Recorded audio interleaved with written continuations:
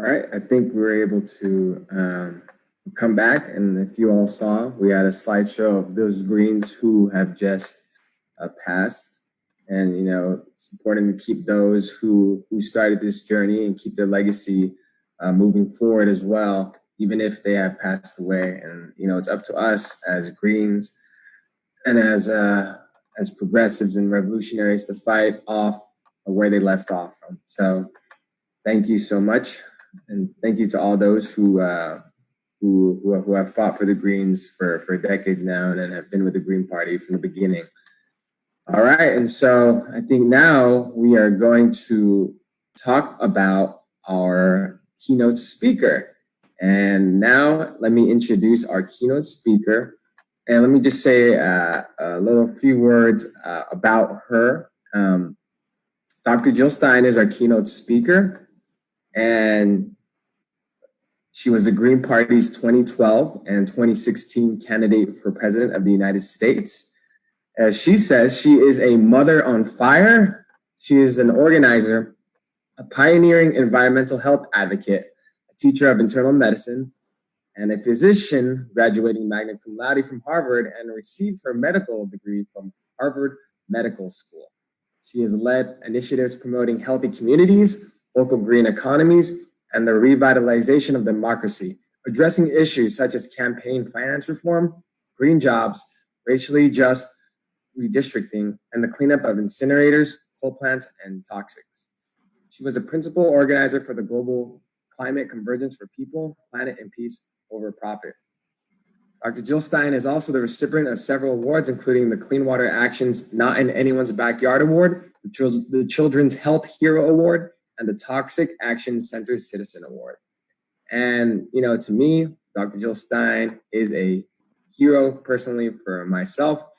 And if it wasn't for her and the Greens that ran in 2016, 2012, I probably wouldn't be a Green right now. I'd probably be a Democrat. And I want to thank people like Jill Stein for introducing the Green Party to me, to many burners, to many disaffected Democrats, to voters who are just sick of the two-party system and want to join a party that has an amazing platform that they could fall back on. And, Dr. Jill Stein, you're watching out there, thank you so much. So everyone, please give a round of applause from your house. Shout, I don't know if anyone could hear you. Wave your hands like we do in meetings and give a round of applause and introduce Dr. Jill Stein. Hello. Thank you for being here today and for leading the charge for an America and a world that works for all of us, that puts people, planet, and peace over profit. We are truly in an historic moment of unprecedented crisis and unstoppable resistance as people rise up like we haven't seen in generations. Certainly I haven't seen in my lifetime. From massive protests against police brutality to wildcat strikes, rent boycotts, mutual aid networks, rebellion against the rapacious oligarchy is going strong. And it's none too soon, because that oligarchy, or call it empire, capitalism, the colonial white supremacist patriarchal project, or whatever you'd like, it is sucking the lifeblood out of humanity and the planet. This is all enabled by the parties of war and Wall Street that have thrown working people, communities of color, the marginalized and disadvantaged under the bus for most of our nation's history. Now the trajectory towards apocalypse is accelerating as the economic and political elite do all they can to stay the course. So the rebellion will inevitably continue to grow, as will the political vacuum that is begging to be filled. This is where the words of Frederick Douglass come in. Power concedes nothing without a demand. It never has, it never will. That's why it's our job as the only political party that is independent, non-corporate, and national in scale to provide a vehicle for that demand. The leading edge of this uprising, of course, is the Black Lives Matter movement that has been unflinching in the face of tear gas and tasers and flash grenades and physical assault by militarized police, National Guard, secret police, ICE, prison guards, vigilantes, you name it. The murderous abuses of the police and their allies have shocked the world. But the moral vision and the courage of the Black Lives Matter movement has been a profound, inspirational, and transformative force.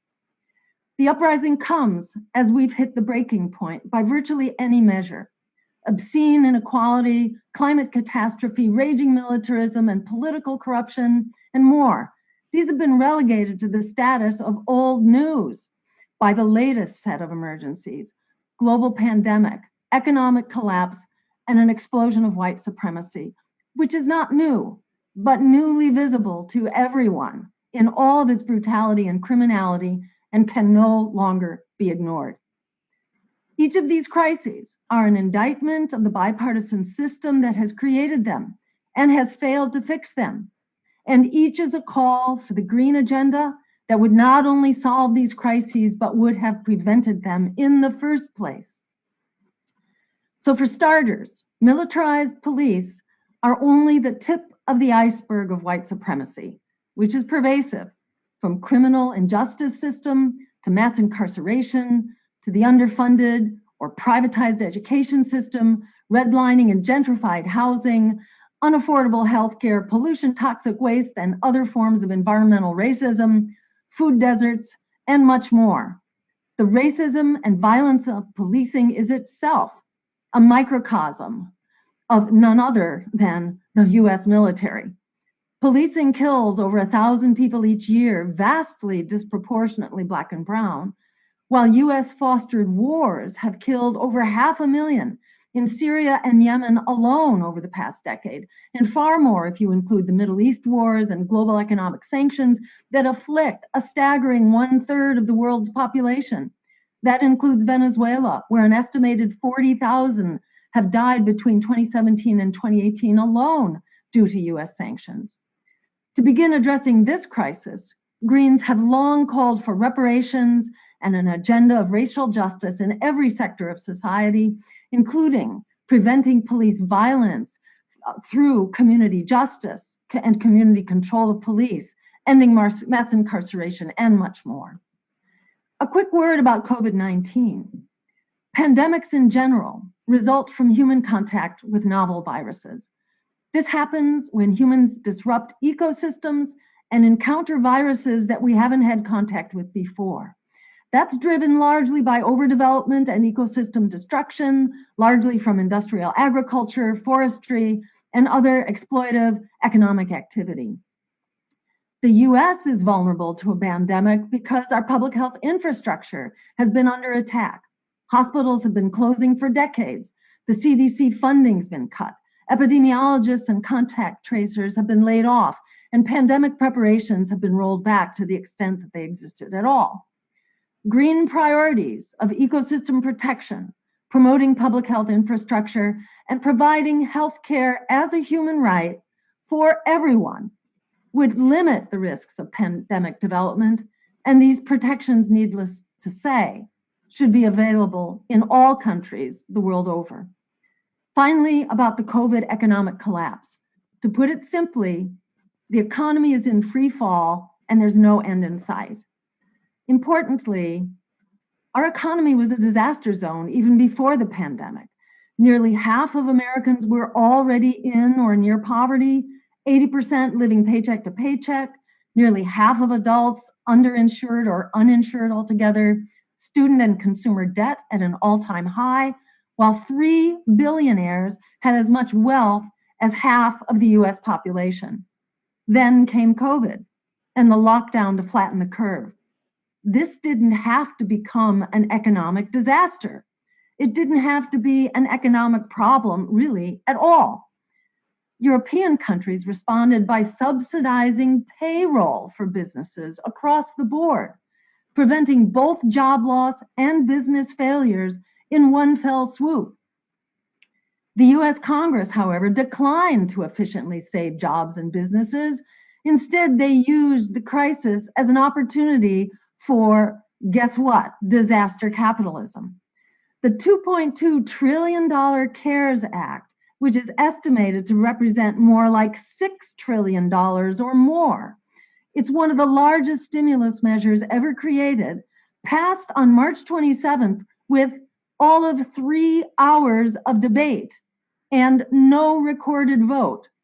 Speaker Pelosi and Minority Leader Kevin McCarthy reportedly collaborated on this extremely unconventional method for passing the bill, a method that just happens to shield politicians from accountability for their actions. And they had good reason to want to cover their tracks. The bill gives $500 billion to Wall Street and corporations, and it leverages another $4.5 trillion or maybe more in no strings attached bailout money.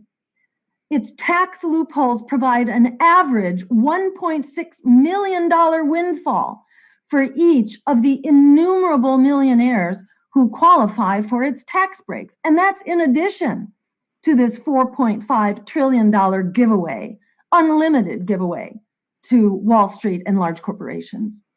And then the Paycheck Protection Program that it did create is bureaucratic, inefficient, and has huge gaps in coverage.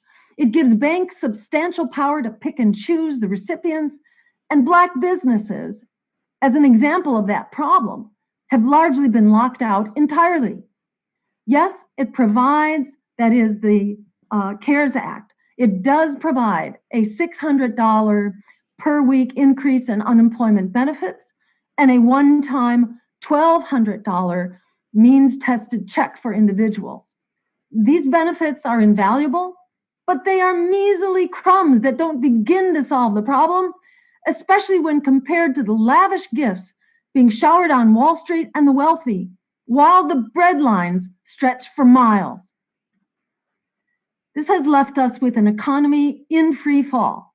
46 million who've lost their jobs, 27 million have lost health care, nearly half of renters, 20 million households are at risk for evictions now, and over 40% of Black businesses have closed their doors, more than double the rate for white owners, and it's unclear when or if any of them will reopen. Meanwhile, US billionaires have gained an obscene $500 billion in net worth in the first 2 months of the pandemic, while the number of people in families with below poverty earnings has soared, especially among Blacks and Latinos. Which brings me to the point I'm here to make. We are, more than ever, the ones we've been waiting for. We're not just changing the debate, we are winning the debate on policies the US urgently needs right now more than ever. The Green New Deal, Medicare for all, student debt and other bailouts for people, free public higher education, reparations, community control of policing, an end to mass incarceration and deportations, cannabis legislation, a welcoming path to citizenship for immigrants, LGBTQ rights, cutting the military budget, and much more. These policies are the starting point for what we need right now. They are also the policies that our candidates are promoting. Democrats will give them lip service, but mostly won't come anywhere near enacting them. We don't take dirty money, so we can actually follow through on our commitments. We don't get bought off. Converging crises make our agenda more critical than ever. The growing revolt in the streets make our vision more possible than ever. Don't be fooled by establishment hype.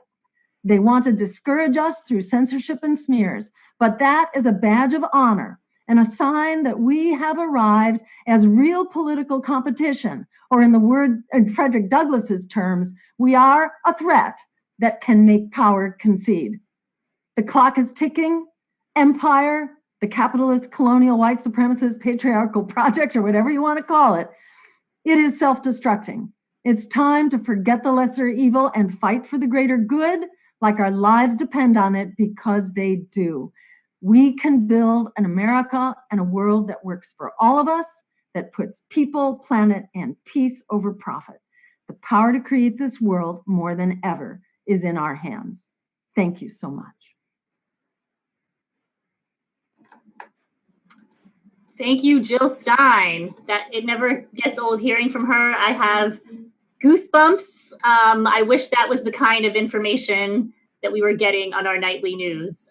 It's everything she said is so right on. Before we move to our next agenda item, I wanted to say a few words to you as your national party treasurer. As Kenneth said earlier today, the Green Party is a grassroots party. There are no corporate funders here, no billionaires, no 1%. Our party is funded by individuals like you and me. I give to the Green Party each and every month as a sustainer. I know how important it is to have a regular stream of income, especially unrestricted income that can go towards general operating expenses.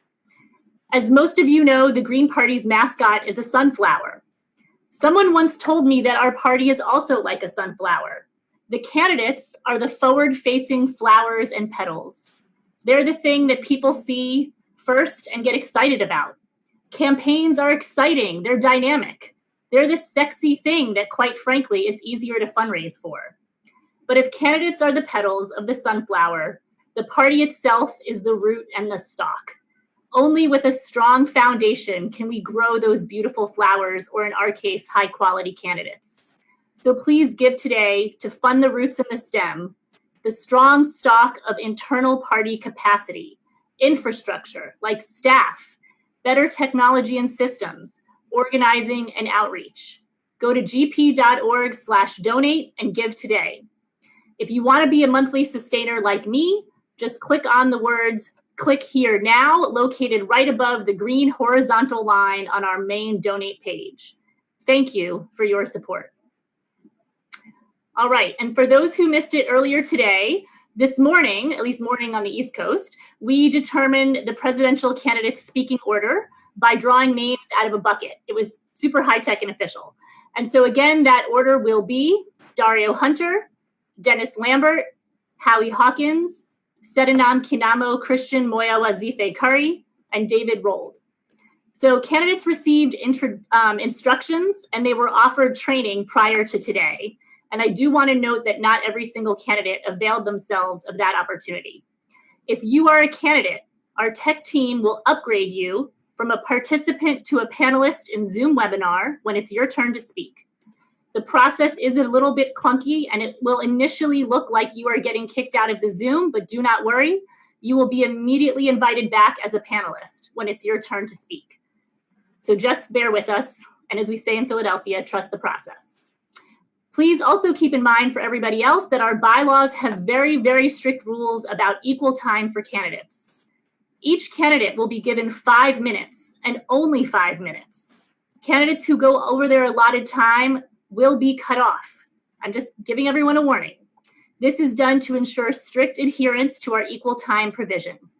And remember, you can read up on those Green Party bylaws by going to gpus.org and clicking on rules. All right, so I'm just gonna, I think, turn it over to our tech folks who will bring in our first candidate. Oh, actually, no, I'm bringing in Kenneth, who's gonna bring in our election administrators. Kenneth. All right. And so I'm going to introduce our election administrator. Please welcome Gloria Matera.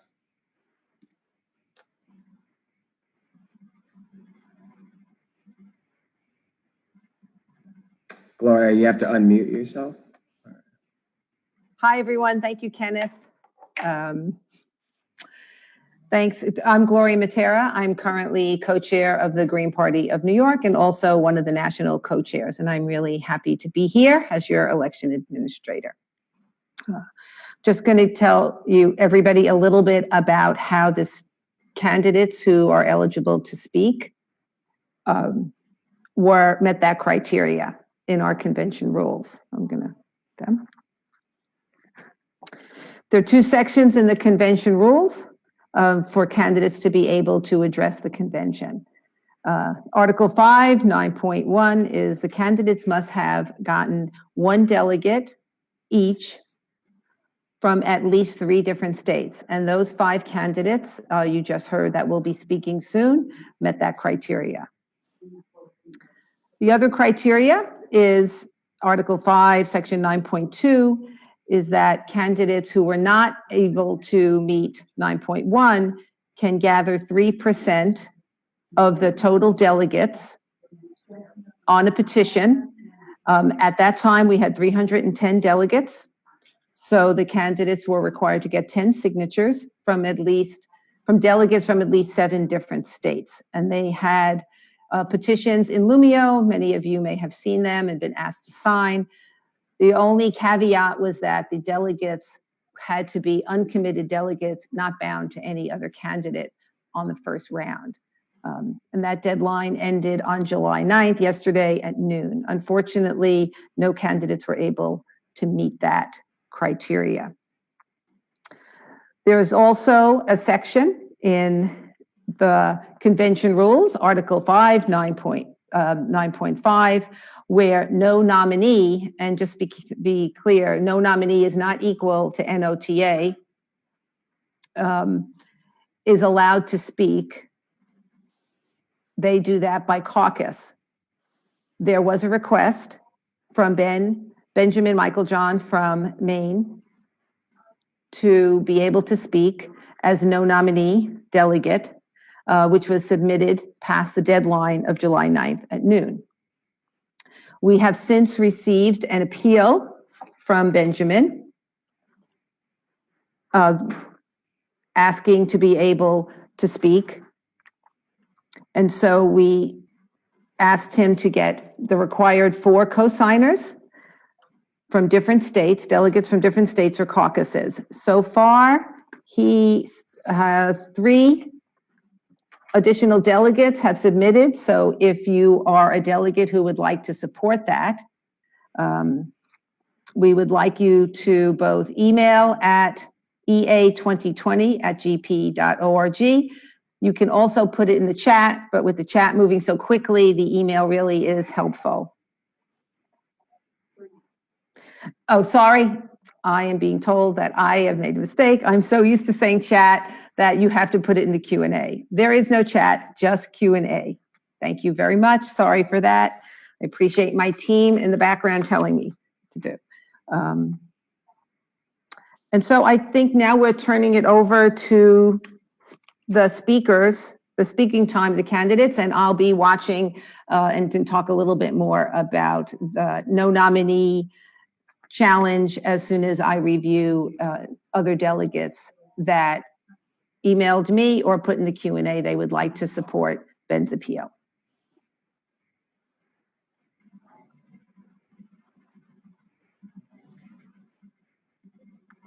Okay, so I think our first candidate that is up is Dario Hunter. A year and a half ago, can you hear me? Yes. Awesome. A year and a half ago, I served as a small city rabbi and a Green member of the Board of Education in Youngstown, Ohio. Although I fought heated battles against educational racism and the abuses of state takeovers, the choice to run for president in February of 2019 ignited one of the greatest personal and political battles of my life. Almost immediately, I was attacked for supporting Palestinian rights, losing my job, and starting what continues to be a blacklisting in my profession.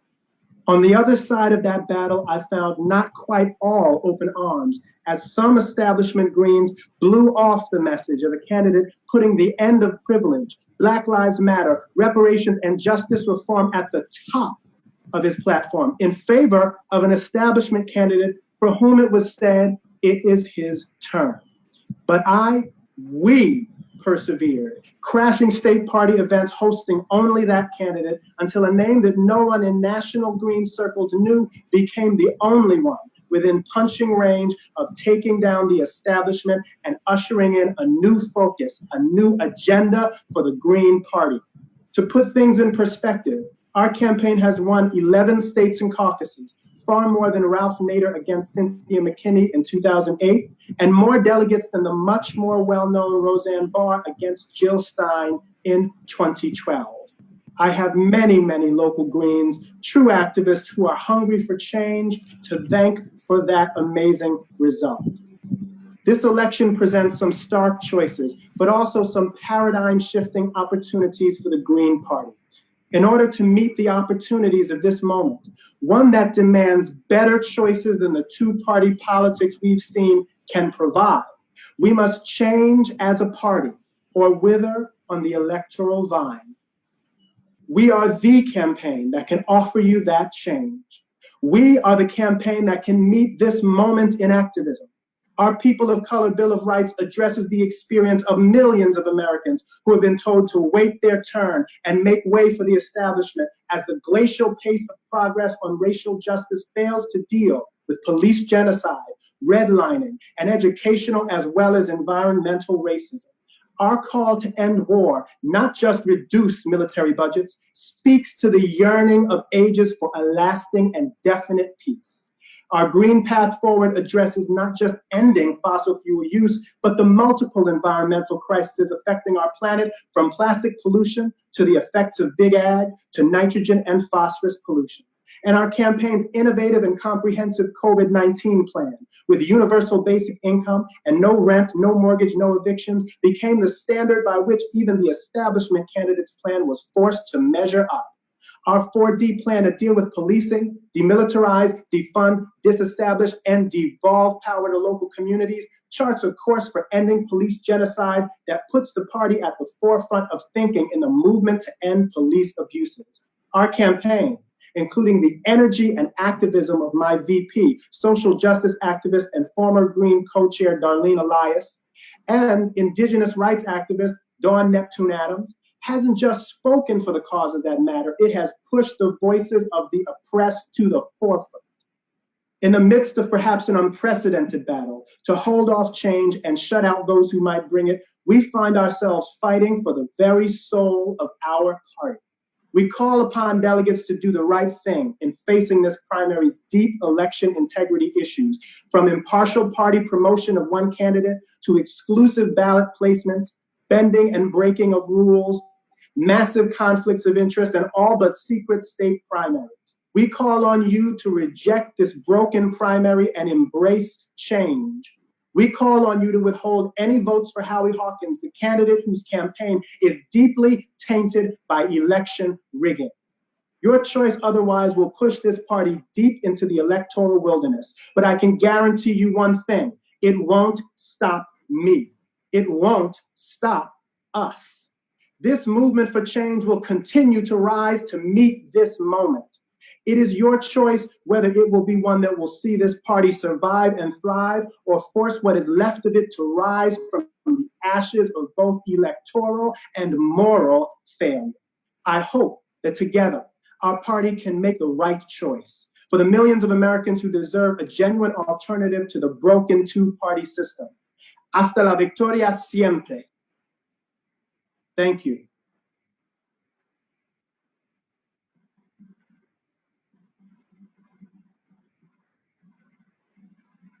All right. Thank you, Dario. And now we are going to introduce our second candidate, Dennis Lambert.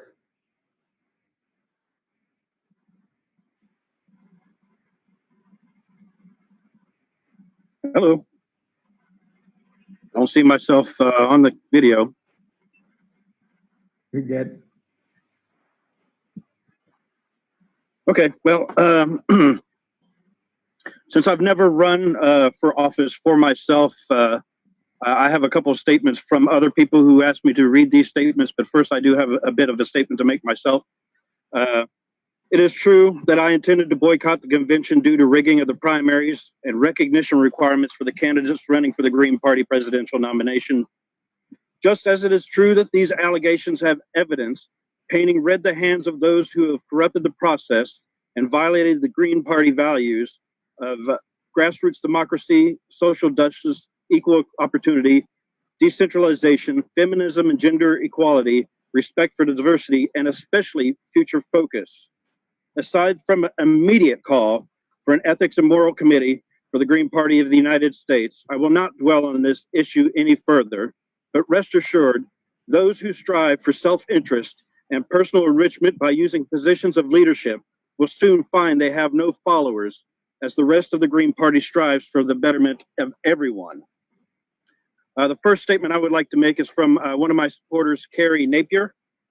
She writes, I registered to vote in 2008, at that point, and being from Generation X, who as young adults had zero interest in participating in voting, When I registered, I didn't know if I was a Democrat or a Republican or who was what and why. So I decided to do some research myself, and I decided that the Green Party holds my values in local government and less big government. As a homestead off-grid living lifestyle, I strive towards healing the environment. The last few presidential elections, I voted for Jill Stein, and when I heard she was not running for this election, I did my research and came across your profile on the Green Party website. Reading over your policies and your stance on what's going wrong in our country, I decided that you stood for my personal opinions. Plus, I like the fact that you have military experience and that you have a clear understanding of our Constitution. I feel you can get some real things done and cut the bullshit out in Washington. Next, I'd like to read a statement from Chad Wilson. He begins with a quote from Thomas Paine: "A long habit of not thinking a thing wrong gives it a superficial appearance of being right, and will raise at first a formidable outcry in the defense of custom. But the tumult soon resides. Time makes more converts than reason." I know that my method has not been easy to digest. I understand that people feel as though I'm trying to tear down the party, but that is not the case. It's hard to acknowledge these problems within the party out of fear that if we talk about the elephant in the room, that it will push people away. But it's actually the opposite. People are leaving because we are not transparent. We must engage people in the conversation. The Green Party is supposed to be a platform designed to show the world how to have hard conversations, how to find common ground. We are supposed to be a place where people understand that we all have different experiences. Our diversity is our strength. Leadership is important. A coach would put their best player in a game-winning moment. If we offer Ventura the nomination, it's a win-win for the party. If he runs, we will get the White House and everything we've been fighting for. Even if he chooses not to run, then it would be a signal to the establishment and to the voters that we are fucking serious. Let us be our own egos, be above our own egos. Let's change the world today, not tomorrow. We need to change it today. And this is a statement from some of the people I've been in contact with Jesse Ventura's campaign. In this moment, I want to speak directly to those of you voting today, the delegates, and the issue of our plea. Our nation is on the verge of civil war as the people remain unrepresented, and we have less than 12 years to drastically change our relationship to the environment, or the world will suffer. There are millions of disenfranchised voters out there who are lost, and thousands of them have already begun flowing into the party with one goal in mind: drafting Governor Jesse Ventura. There are nearly 10,000 supporters from across the country calling for the governor to be nominated that have signed a petition, and that group includes newly registered Greens, independents, and longtime Green Party members. Many of these people were denied the right to vote in various Green primaries due to undemocratic registration deadlines, hidden primaries where only a handful of members voted, and states who rejected the Green Party U.S. commitment to allowing write-in candidates. Ventura's initial exploratory committee was sabotaged. Many of us, the same people who are implicated in the corruption and rigging elections, were involved. It's clear that Andrea Cuellar, Brendan Phillips, Michael O'Neill, and others colluded to draft Hallie Hawkins as insiders, boxed out the possibility of a grassroots draft movement choosing Governor Ventura or any other unapproved candidate. These pressures, despite... Okay, so I think that means Dennis ran out of time and went over the 5-minute mark. Thank you, Dennis. The next candidate up is Hallie Hawkins.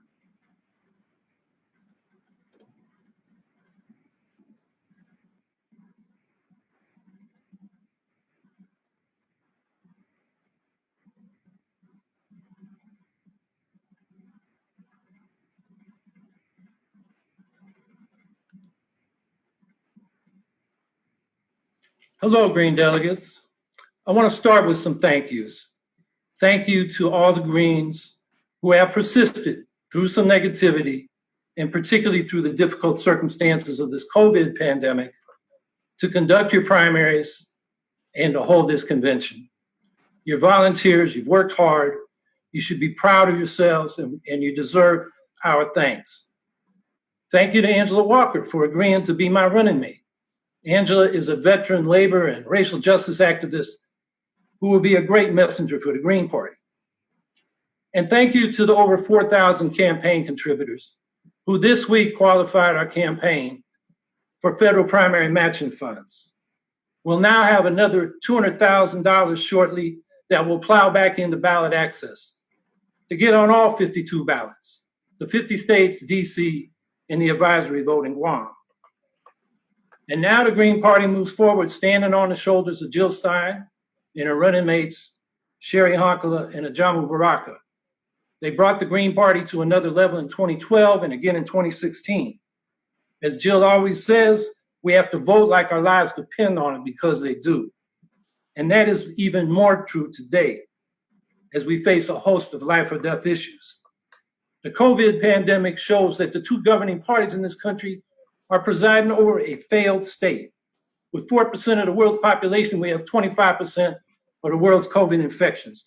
We're on pace to have 250,000 COVID deaths by the time the election comes. Trump has given up. COVID won, Trump is a loser. But where the hell is Joe Biden? He's within commuter distance of the White House press corps. He can be commanding their attention, and he should be holding news conferences and pounding away at what we need now, a test, trace, and quarantine program to suppress the virus, like other organized countries around the world are doing. The failure of the two-party corporate state is why the Green Party now has to step up into this political vacuum and advance real solutions to these life or death issues we face. Like the centuries-old pandemic of racism and police brutality, we're now out in the streets protesting. Reforms to policing techniques are good, but not nearly enough. When the police themselves, they get away with murder. That's why we need community control of the police. Defunding the police is not enough. We must demand defunding the military as well. Only then will we have enough resources to invest in the jobs, housing, schools, healthcare, and public services that are needed in racially oppressed communities that have been segregated, discriminated against, and exploited for generations, right up to the present day. The climate meltdown is a life or death issue. Jill Stein put the Green New Deal, the signature issue of the Green Party in the 2010s, onto the national agenda. But the Democrats have taken the slogan and watered down the content. We are here to campaign for the full strength Green New Deal. 0 to negative greenhouse gas emissions and 100% clean energy by 2030. Our eco-socialist Green New Deal will create 38 million jobs. In the midst of this COVID economic depression, we now need the Green New Deal for economic recovery as well as climate recovery. Inequality is killing us. After 50 years of stagnant wages and growing economic inequality, working class life expectancy is declining. That's shameful. It's inexcusable. We will enact an economic bill of rights to end poverty and economic despair, including a job guarantee, a guaranteed income above poverty, and Medicare for all. The Bulletin of the Atomic Scientist has moved its doomsday clock the closest it's ever been to midnight. We will take peace initiatives, a 75% cut in military spending, withdrawal from the endless wars, a pledge of no first use of nuclear weapons, and disarming to a minimum credible deterrent. And on the basis of those tension-reducing initiatives, we will go to the other nuclear powers to negotiate complete and mutual nuclear disarmament. And we'll go there with the support of the 122 non-nuclear nations that agreed 3 years ago this week to the Treaty on the Prohibition of Nuclear Weapons. The International Campaign for the Abolition of Nuclear Weapons received the Nobel Peace Prize for that achievement. But hardly anybody in this country knows that. None of the major party candidates are addressing this issue. It should be a top campaign issue, and we'll make it one. These are life or death issues. The two-party state has failed.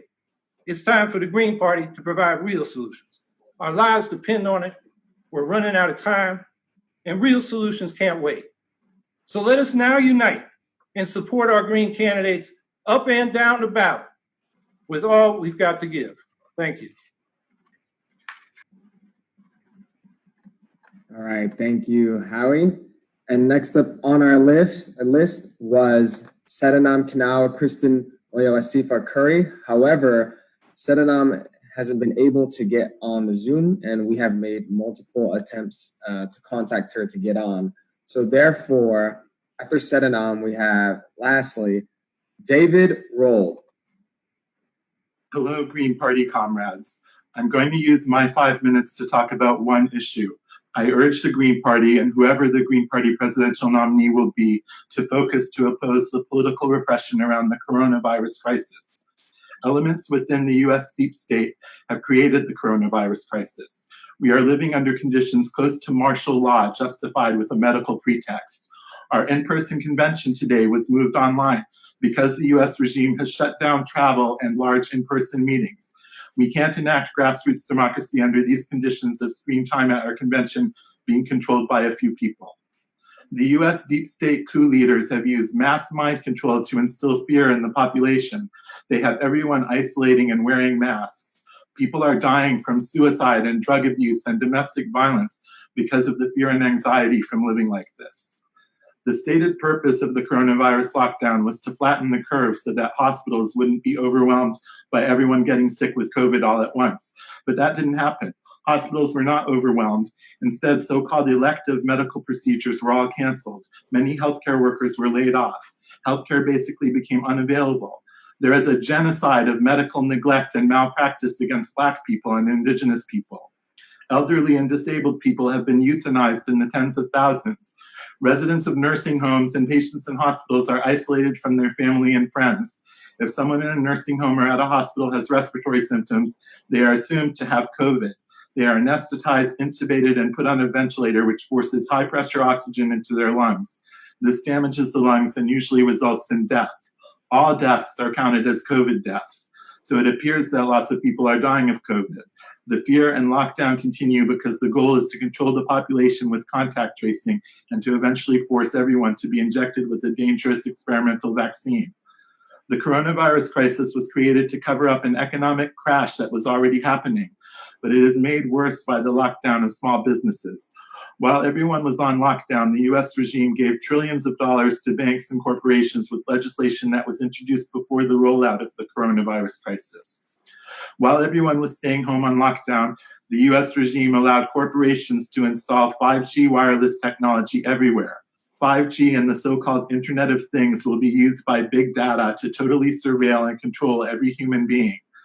The US regime is already using contact tracing to track and arrest activists from the Black liberation protests. The radiation from 5G might kill all life on Earth. Even previous wireless technology is unhealthful. 5G is more so. There will be transmitters near every person's home, and there will also be 5G beamed from space by tens of thousands of satellites that will cover every place on the surface of the Earth with radiation. The satellites might block out our view of the stars. Our human cultures have been built on seeing the stars for thousands of years, and that will be gone, destroyed by capitalism. Billionaires, including Elon Musk, Mark Zuckerberg, and Jeff Bezos, are sending up these satellites right now. We must all rise up together against this deep state coup. We need an international investigation into who caused the coronavirus crisis. We must put Bill Gates and the other perpetrators on trial. We must confiscate the trillions of dollars from the banks and corporations and return the resources to the people. $2,000 a month for each person, as promoted by some Democrats and some of the other Green Party presidential candidates, is not enough. We need full economic human rights. We need good healthcare available for free to everyone. We need to dismantle 5G wireless. We need to stop forced testing, forced mask wearing, forced vaccinations, and contact tracing. Howie Hawkins has suggested using the US military to conduct contact tracing against the people. This Green Party primary has been rigged by members of the Hawkins campaign using their official positions within the Green Party to obstruct other candidates. Howie Hawkins should be disqualified. The primary results should be thrown out and redone. Jesse Ventura should be allowed to participate in the redo. I don't know for sure if Jesse Ventura will oppose the coronavirus coup, but we should consider every candidate fairly, and Jesse Ventura might choose Cynthia McKinney as his running mate. Cynthia is solidly against the coronavirus coup. Lastly, I want to say that all candidates should have been allowed to speak today, and we should have been given more time. I want to thank my vice presidential running mate, Jessica Coco. I want to thank you all for listening, and I want to thank some campaign assistants and supporters, Andrea Romig, Emma Fiala, Jed Stamis, Maureen Doyle, and Cindy Sheehan. And I guess that's it for me right now. Thank you all. Okay, thank you, David. And now I'm going to turn it back to Gloria Matera, our elections administrator. Thank you, Hillary. Thank you, candidates. We have really made multiple attempts to get in touch with Sedanam. We really want to hear from all our candidates that were eligible to speak. So we'll see what happens in the next couple of minutes. Right now, I'd like to present the results of the appeal for the no nominee to have equal speaking time that was put in by Benjamin Michaeljohn from Maine. He has the first 4 additional delegates from different states: Stephen Verchinsky from New Mexico, Mark Zimmerman from Nebraska, Kyle Gregory from Oklahoma, and Katja Gruen from Texas. I would also just like to say that many other delegates commented that they would like to sign on and support this, including his fellow delegates from Maine. And so we will now have Benjamin Michaeljohn speaking for the no nominee category.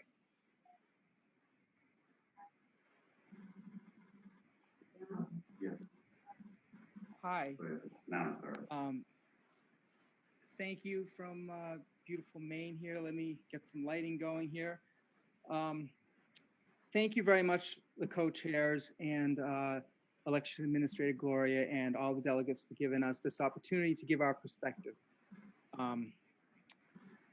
Our purpose is not to dissuade other delegates from nominating a candidate or to ask that the party just simply not nominate a candidate at all.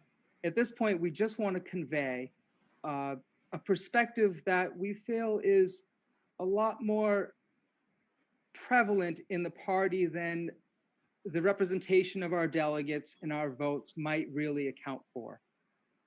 The purpose of our party and the support in our membership is largely at local levels.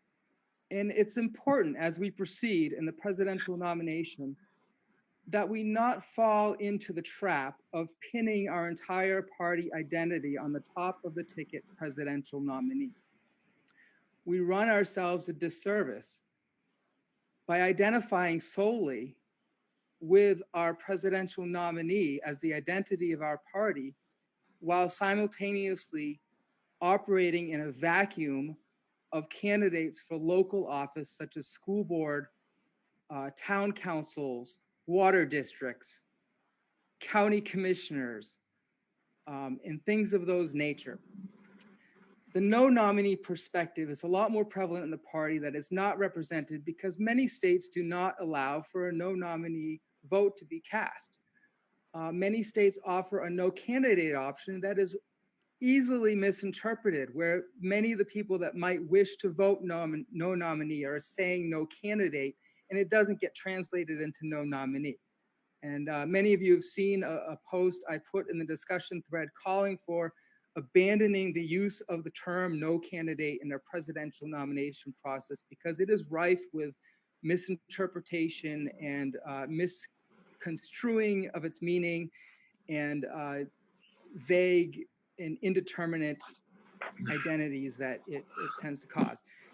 With that aside, a lot of times we see in states where candidates for the Green presidential nomination get a certain amount of votes, and the total number of votes that they receive, if you were to add it up and assume that every single one of those votes was a Green, does not even equal a majority of the members in the party. That happens frequently in Maine. Not all the time, but many times it happens where if our presidential nominee and we assumed every vote was from a Green is not even a majority of our party. So it has to be assumed one way or another that there's a large contingency of our party that is not necessarily willing to vote for our nominee for president. And that we have to have a culture of respect and recognition of that and accept and not be judgmental, not excoriate our members who may choose not to support our presidential nominee.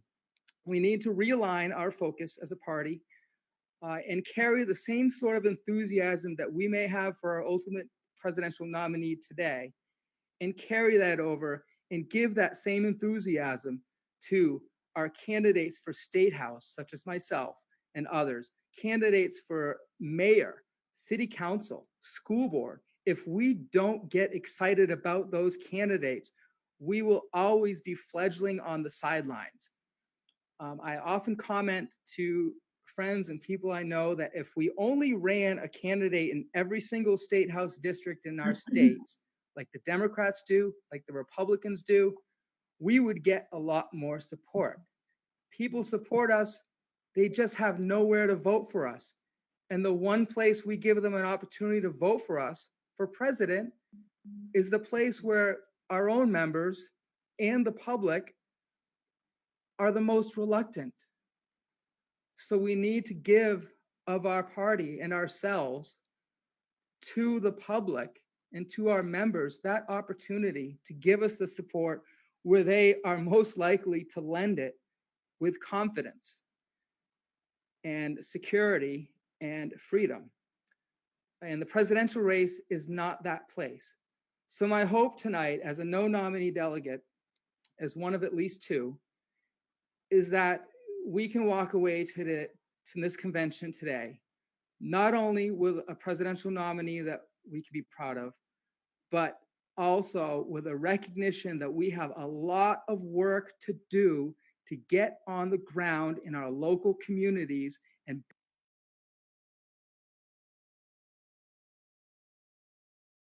I'm unmuting. All right. Sorry about that, Ben. I think we reached our 5-minute time limit. So now I'm going to turn it back to Gloria to introduce Trey. Thank you, Kenneth. I'd like to introduce the elections assistant who's been helping me, Sharon Cruz from Minnesota.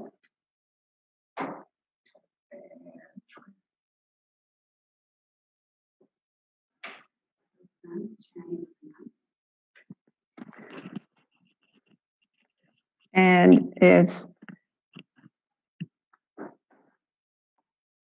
Sharon, if you're available. There you are. Hi, great to see you. Just to say a little bit about yourself, introduce yourself to everyone before we get started. Hi, I'm Sharon Cruz. I'm an anti-racist activist with BLM Minnesota. I'm also one of the great 7 magnificent co-chairs of the Green Party of the United States. And I'm the chair of the Green Party of Minnesota. And very excited about this process that we are going through today. And I'd just like to speak a little bit about our caucuses. Our caucuses also have a role in today's vote. And our caucuses are the Black Caucus, the Latinx Caucus, the Lavender Caucus, and the National Women's Caucus, and the Young Eco-Socialists. You can get involved with these caucuses by going to gp.org, and you can sign up and find links there and more information.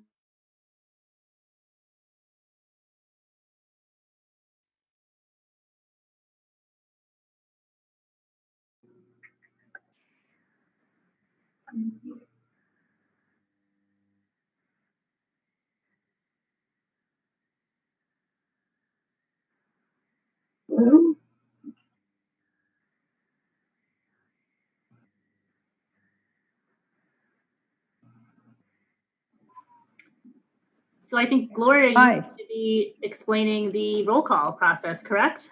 Actually, I want to thank Taryn for talking a little bit about our caucuses, because caucuses in our party is very different than caucuses in the other parties where they have rights, voting rights and participation, and we really value our caucuses. Just a little bit about the nomination process before we move to the roll call. So the nomination process is done really state by state. It's conventions, it's caucuses, it's primaries, and those are driven by how the states conduct their presidential nominating conventions, caucuses, primaries to then really be brought, electing delegates who represent the members of their states. And so we are now going to begin the roll call of states. I just want to let states and caucuses know that in case you're not quite ready, you do have one opportunity to pass, but please, you will have to be put down at the end. And by the end of the roll call, every state and caucus would have had to report their votes to be counted. So I just want to check in and see if Taryn is going to start the roll call or if I will just begin for now. I will get us started in Alabama. And Alabama has 4 delegates.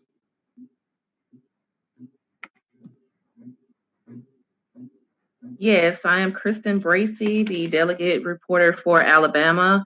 We actually have 3 delegates reporting, 2 for Hawkins and 1 for Hunter. Thank you, Alabama.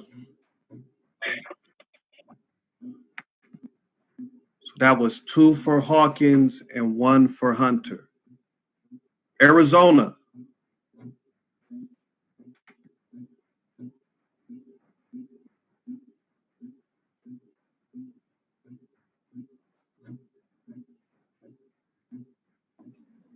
Celeste, you're muted.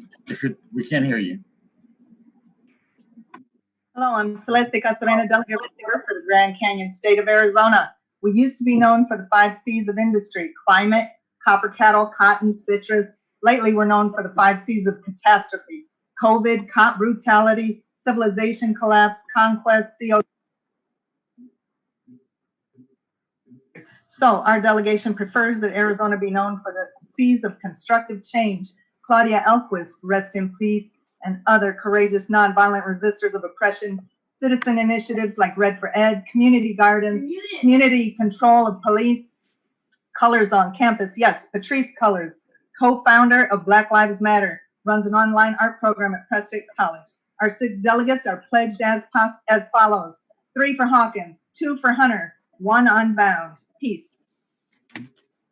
And that's 3 for Hawkins, 2 for Hunter from Arizona.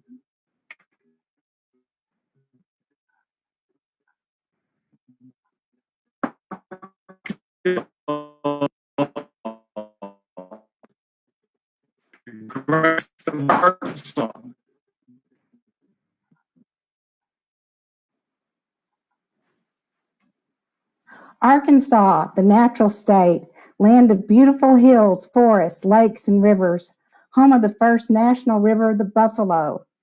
Arkansas, home state of Daisy Bates, the great civil rights activist and advisor to the Little Rock Nine. Maya Angelou, the great poet and activist. James Cone, the great theologian and author of The Cross and the Lynching Tree. Arkansas, home state of the great jazz artists, Sam Rivers, Pharoah Sanders, Louis Jordan, and Scott Joplin. Arkansas cast 4 votes for Howie Hawkins.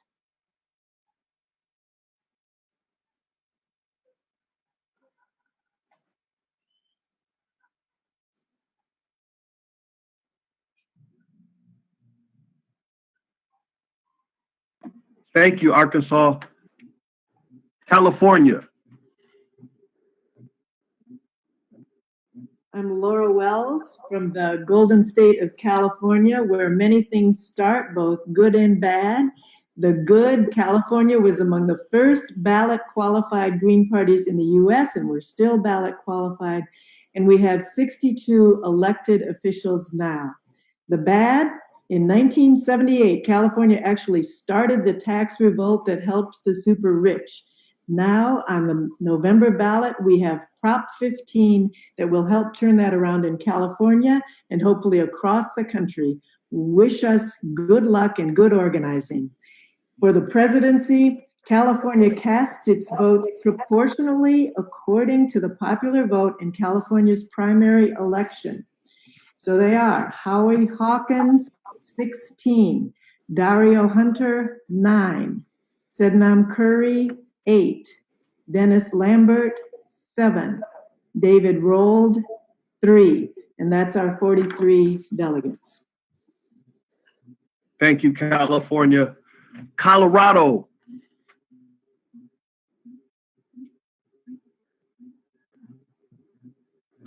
Hi, Jason Justice from Colorado here. Sorry. The Green Party of Colorado reminds you that we are standing on stolen land. Colorado was the first state party to adopt anti-oppression language in our bylaws. 4 years ago, I came to you with 5 names of Coloradans executed by police. Today, I'm forced to add the name of Elijah McClain, a sweet young man who was murdered by the Aurora Police Department for walking while black. The Colorado delegation is here for Black lives, Brown lives, Asian lives, Native lives, LGBTQIA lives. And to the white supremacists and disruptors who target our state party, we say we are unapologetically anti-oppression and anti-capitalist, and you cannot stop us. And in that spirit, and with the victims of U.S. imperialism in mind and Bruce Dixon in our heart, we give 4 votes to the Hawkins Walker campaign, 2 to Hunter Elias, and 1 uncommitted. Thank you. Thank you, Colorado. Connecticut.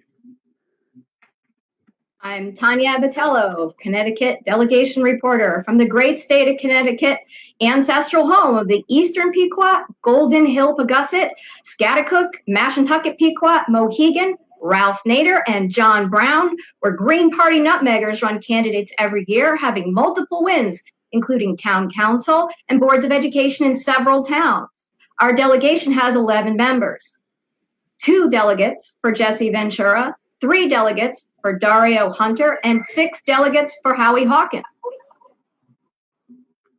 Thank you, Connecticut. Delaware. Good afternoon. This is Christine Hermes from Delaware. Our delegates today are Bernard August, J. Roy Canning, Alex Dernan, and myself. Delaware was the first state to ratify the Constitution, bringing forth a new nation. The Green Party of Delaware was part of the coalition that successfully opposed the expansion of the landfill on the east side of Wilmington.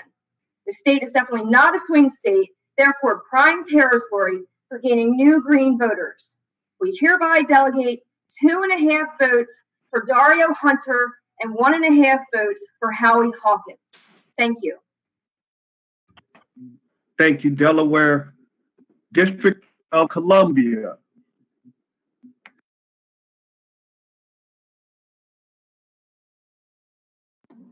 Hello, my name is Daryl Moak. I'm the delegate reporter for Washington, D.C., known now as the District of Columbia, but known also to us as the Douglas Commonwealth. We are speaking to you live from the colony on the continental U.S. known as D.C. We are allotted 4 delegates, and all 4 delegates in our write-in candidate successful balloting this year during our primary was for Howie Hawkins. So our delegates are bound to Howie Hawkins according to the rules of the GA that were adopted for this particular election and the vote by our General Assembly to bind our delegates to the winner of that primary. So that is Howie Hawkins. And so 4 votes from DC for Howie Hawkins. Thank you, District of Columbia, Florida. Good afternoon, delegates. My name is LeBeau Padnew, and I have the honor of representing the Green Party of Florida. Florida cast 6 votes for Howie Hawkins, 2 votes for Dario Hunter, and 1 vote for none of these. As ground zero for the twin disasters of climate degradation and COVID-19, we stand ready to fight for a Green New Deal and single-payer universal health care. As the home state of Trayvon Martin, one of the initial inspirations of the BLM movement, we stand ready to fight for racial and economic justice. Thank you.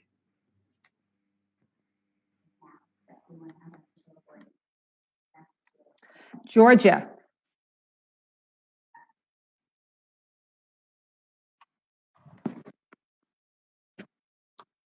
Yes, greetings. Glad to be here. It's Kwaku Lumumba from Georgia. To be known for our natural manifestations of peaches and Blue Ridge and Stone Mountains, oaks and oak trees and kudzos. We're also proud to combat the unnatural. We're combating the Kings Bay Nuclear Naval Base, Plant Vogtle Nuclear Waste, Georgia International Law Enforcement Exchange with Israel, the undemocratic ballot access barriers in Georgia, and also the murder of Ahmaud Arbery and Rashad Brooks, among many others. We're uplifting our ancestors here in Suleiman El Mahdi, and as well as the recent deceased Bruce Dixon. Georgia delegation, we have 4, and all 4 are for Howie Hawkins.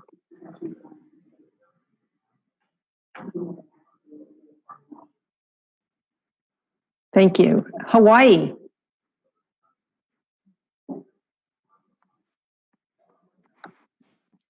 Aloha.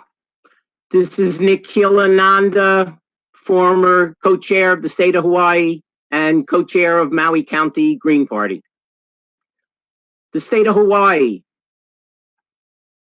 The government was overthrown in 1893. It was annexed by the United States in 1898, the former Kingdom of Hawaii, and also the location of the first place in the United States where a Green candidate running in a partisan race beat a Democrat and a Republican to win a seat on the county council on Hawaii County, the Big Island.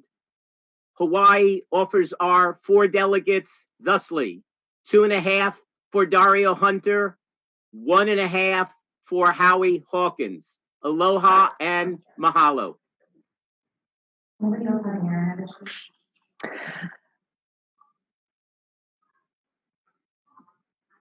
Idaho.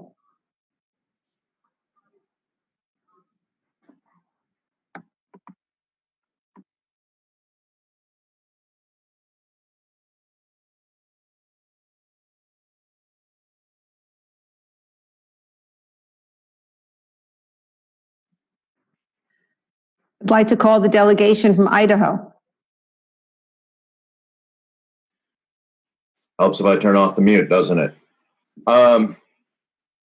Joe Evans from the delegation of Idaho, the great gem state. We are the land of the Frank Church Wilderness area, Salmon River, the river of no return, and we are on stolen land. This land belongs to the Nez Perce. This land belongs to the Chauvin. This land belongs to so many more that I don't even know the names of, to my chagrin. We have 4 delegates from the state of Idaho. Those 4 delegates are all pledged to Dario Hunter. Thank you.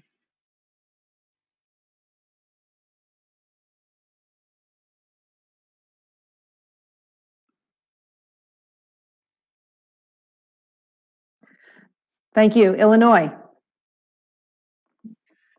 Hello, everyone. This is Joshua Hellman reporting in for the Illinois Green Party delegation. Throughout its existence, our state party has had to contend with ballot access signature requirements of up to 25,000 ballot signatures in a 90-day time period, and a state Democratic Party that defends such undemocratic requirements seemingly at any cost. Yet despite this, our party has survived and thrived. We know what election rigging looks like. We've been in the belly and beast of it. The Illinois Green Party cast 20 delegates for Howie Hawkins and 7 delegates for Dario Hunter. Thank you. Indiana. Good afternoon, ladies and gentlemen, from the great state of Indiana. My name is Sarah Dillon. I'm a national committee delegate, foundress of the Vigo County Green Party, and a 2019 candidate for city council from Terre Haute, Indiana, in a year that our state had 6 candidates on the ballot. Salute to every one of them. Indiana, home of the great politician Eugene V. Debs, and other not so great politicians such as Vice President Mike Pence and former South Bend Mayor Pete Buttigieg. Best known for being one of the big testing grounds for ALEC legislation, one of the biggest tar sands producers and Superfund sites in East Chicago, countless Black Lives Matter protests in Fort Wayne, Indianapolis, Bloomington, Terre Haute, Evansville, Northwest Indiana, and other locations in between, along with being one of the most restrictive ballot access laws in the U.S., even before COVID-19. Based on our mail-in primary, and with the recent withdrawal of Jesse Ventura, Indiana's 4 delegates are proportionally pledged as such. 1.5 delegates to Mr. Dario Hunter, and 2.5 delegates to Mr. Howie Hawkins. Thank you. Iowa. Thank you. Tad Brutnick speaking from Iowa here, and I will say that in addition to being occupied Sioux, Sauk, and Kickapoo area, Iowa is also occupied prairie land because the corn that you hear about from Iowa is really not the natural way to be. So we have Iowa allocates 2 delegates to Dario Hunter, 1 delegate to Howie Hawkins, and 1 delegate uncommitted. Thank you. Kansas.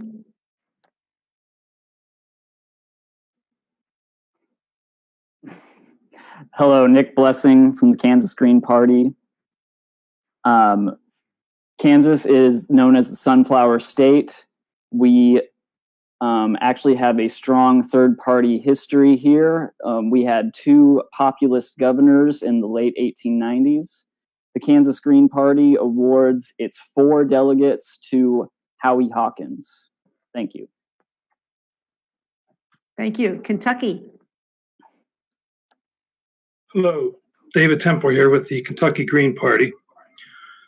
Kentucky, the first state west of the Allegheny Mountains to enter statehood, the birthplace of Abraham Lincoln and political activist Muhammad Ali, as well as the native homeland of the Cherokee, the Shawnee, and the Chickasaw. Also home to the longest cave system in the world, Mammoth Cave National Park, gives its 4 delegates to Howie Hawkins. Thank you. Louisiana. Greetings from the rapidly sinking state of Louisiana. We cast our votes, 1 for Stedinam Moyowasiva Curry and 1 for Howie Hawkins. Thank you. Thank you. Maine.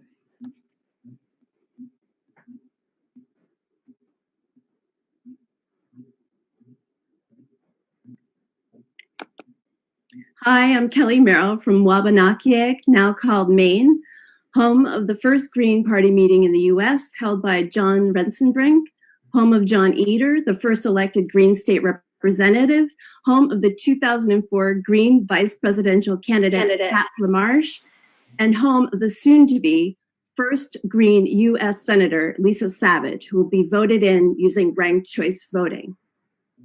We give 6 of our delegates to Dario Hunter. We give 3 of our delegates to Howie Hawkins. We give 2 of our delegates to no candidate, and we give 1 of our delegates to Jesse Ventura. Thank you, May. Maryland.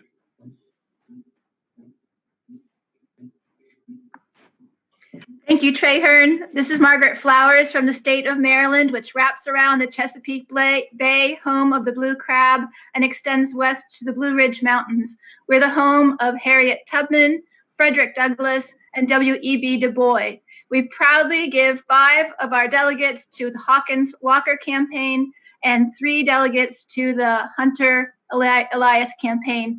We also want to announce that we're pushing legislation at the state and local level for a permanent petition, online petition signature gathering proposal at the state level, and to ban new gas stations in our city of Baltimore as we push for no new fossil fuel infrastructure. Thank you. Thank you, Maryland. Massachusetts.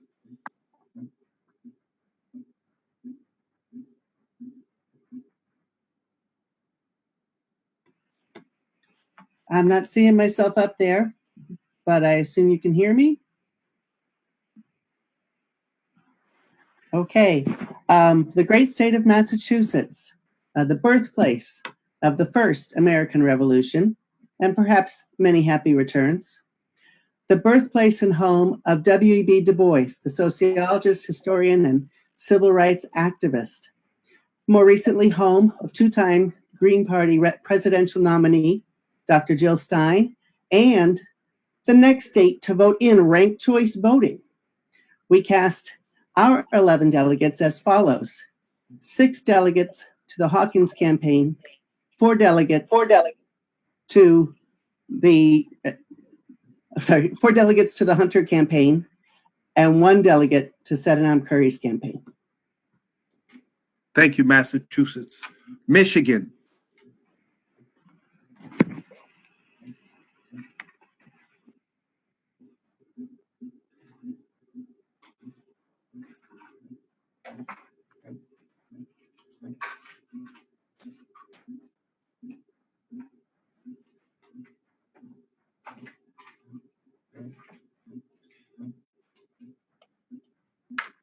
Okay, let's try that now. I'm Amy Slepper, delegate reporter for Michigan, and Hawkins is 7, Ventura is 4, Hunter is 3, Sanders and Curry are both half votes each. Thank you. Thank you, Michigan. Minnesota, my home state.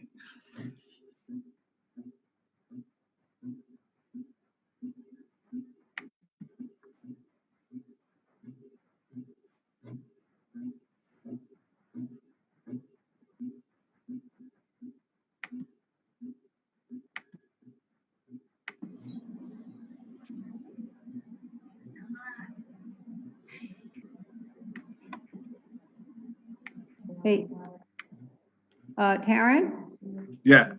We know that there was some technical glitches in terms of Minnesota. So if you want to pass and we could either, you can do the reporting if you get that information, if we can't bring your reporter back.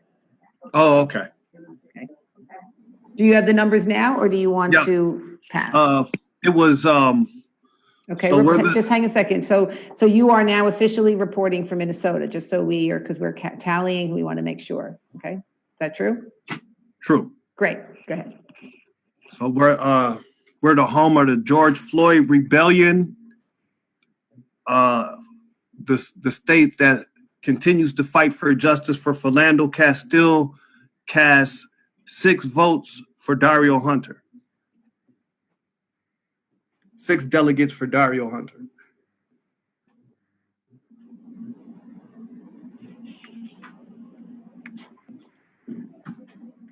Okay, then you can continue on.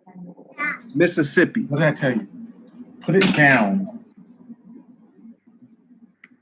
Greetings from the great state of Mississippi. I'm Gwen Wages from the state that on June 30th, with a groundswell of support from young activists, college students, college athletes, yes, Black Lives do matter, from support from business leaders, religious leaders, yes, even the Baptists kicked in, and all sorts of economic pressure, removed from its state flag the Confederate emblem, retiring the 1894 flag.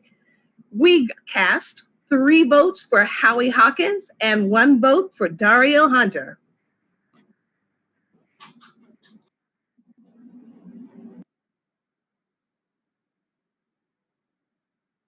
Thank you, Mississippi. Missouri.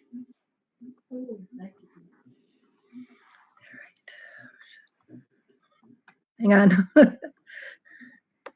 right, hi everyone. I'm Sue Edward from the Missouri Green Party. We appreciate the hard work of all Green Party candidates and are very excited to participate in this process to elect our candidates to represent us. We thank you. In March 2020, in Missouri's presidential preference primary, informed voters across the state of Missouri were able to choose a Green Party ballot for the first time in our history. As a result of this primary, our 7 delegates are allocated as follows: 2.5 for Howie Hawkins, 1.5 for Dario Hunter, 1 for David Roll, and 2 remain uncommitted. Thank you. Thank you, Missouri. Nebraska.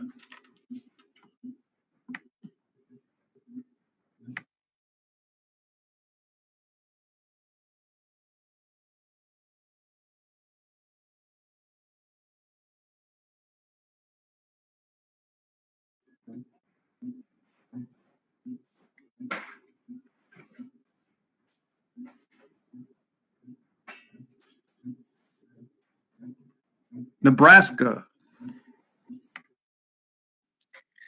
Sorry, I was on mute. Sorry. My name is Charles Hostick, and I'm the co-chair of the Nebraska Green Party. We have 3 delegates, and on behalf of them, we are casting 1 vote for Howie Hawkins, 1 vote for Dario Hunter, and 1 vote for no nominee. Thank you, Nebraska. And Nevada. Good afternoon. I'm the chair and state delegate reporter for Nevada. We are known for our gambling and our Sin City status. We also were one of these states where Bernie Sanders won overwhelmingly with about 45% of the Democratic primary vote. And though we are the Green Party, that means there is a lot of support for progressive politics in the state of Nevada. We have 4 pledged delegates for the Howie Hawkins campaign. Thank you.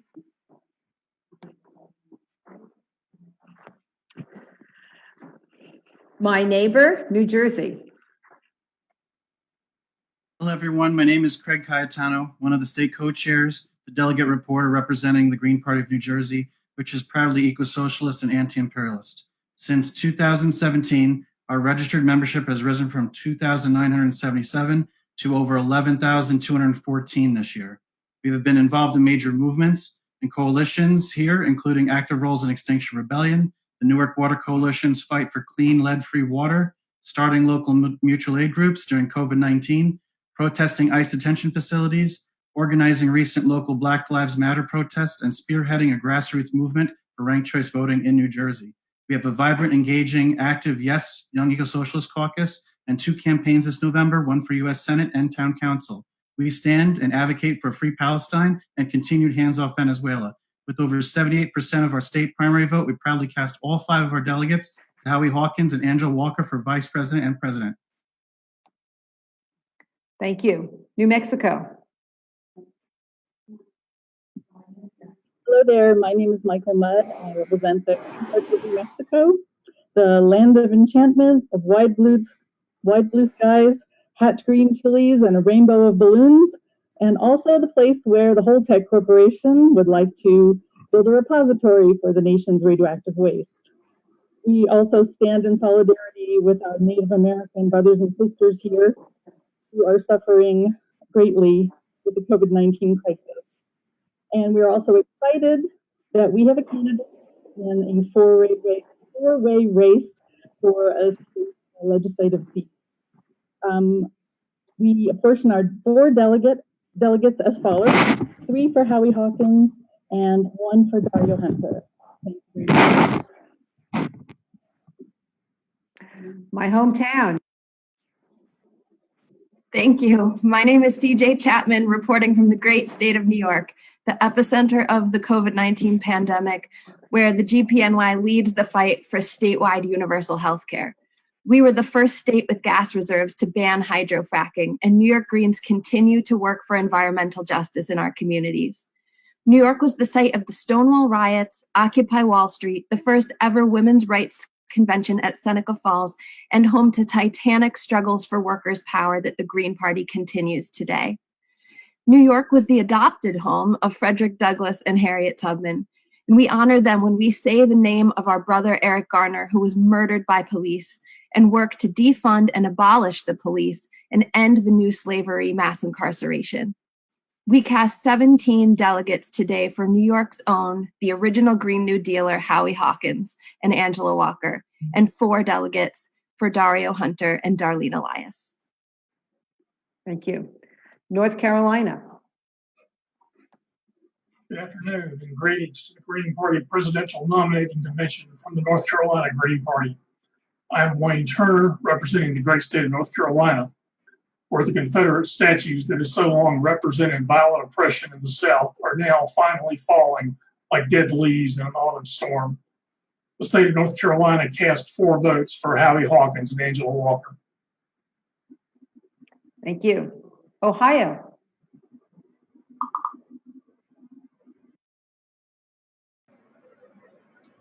Hi, I'm Felina Farley, the Ohio delegate reporter.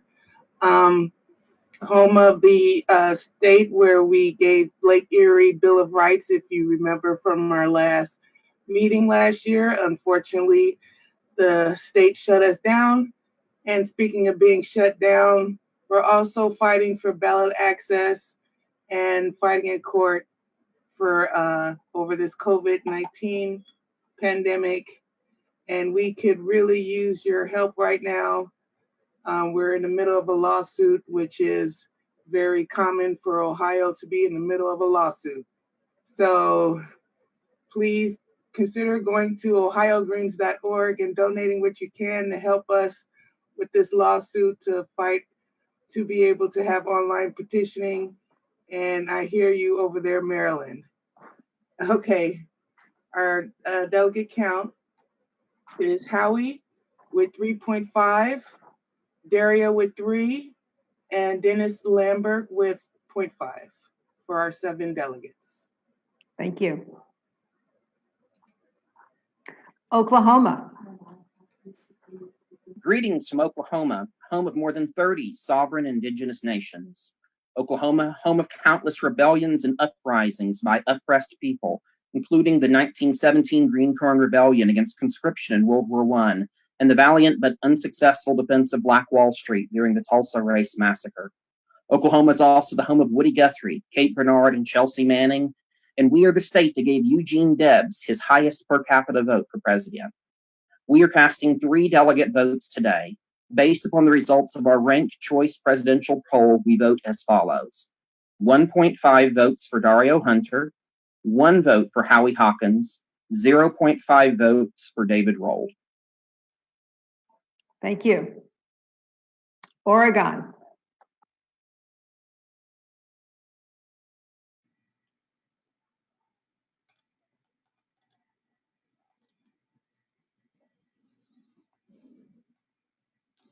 I'm waiting on video.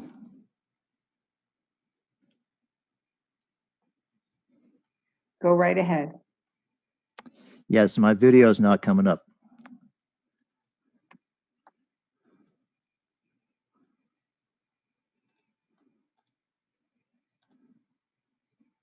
There you go.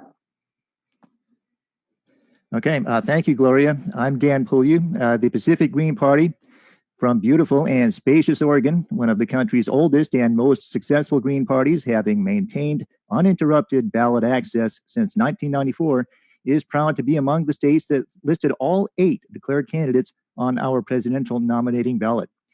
Using a proportional count combined with ranked choice ballots to transfer votes from eliminated candidates, we have apportioned our 7 votes among 4 candidates as follows.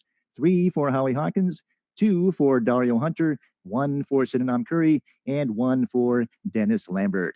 Thank you. Thank you. Pennsylvania.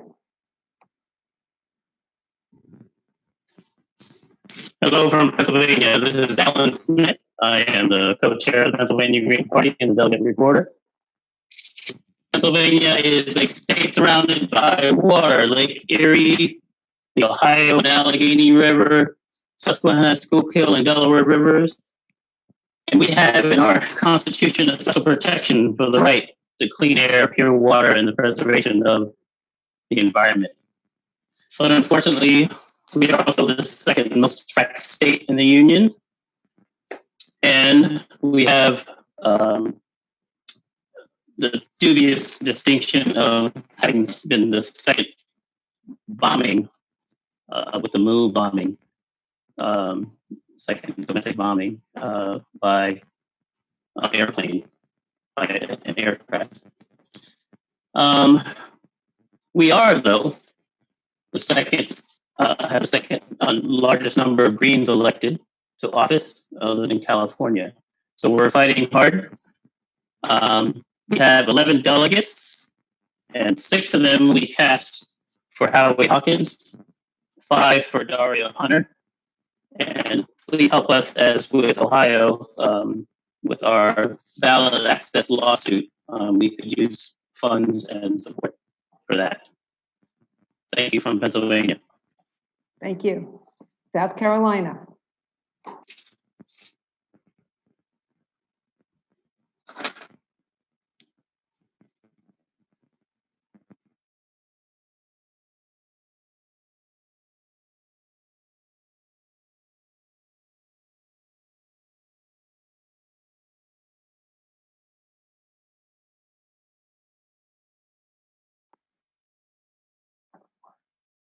South Carolina?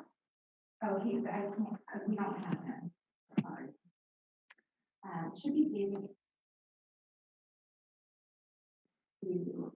Okay, we're going to give a pass right now to South Carolina, and I'm going to turn it over to Sharon. Tennessee.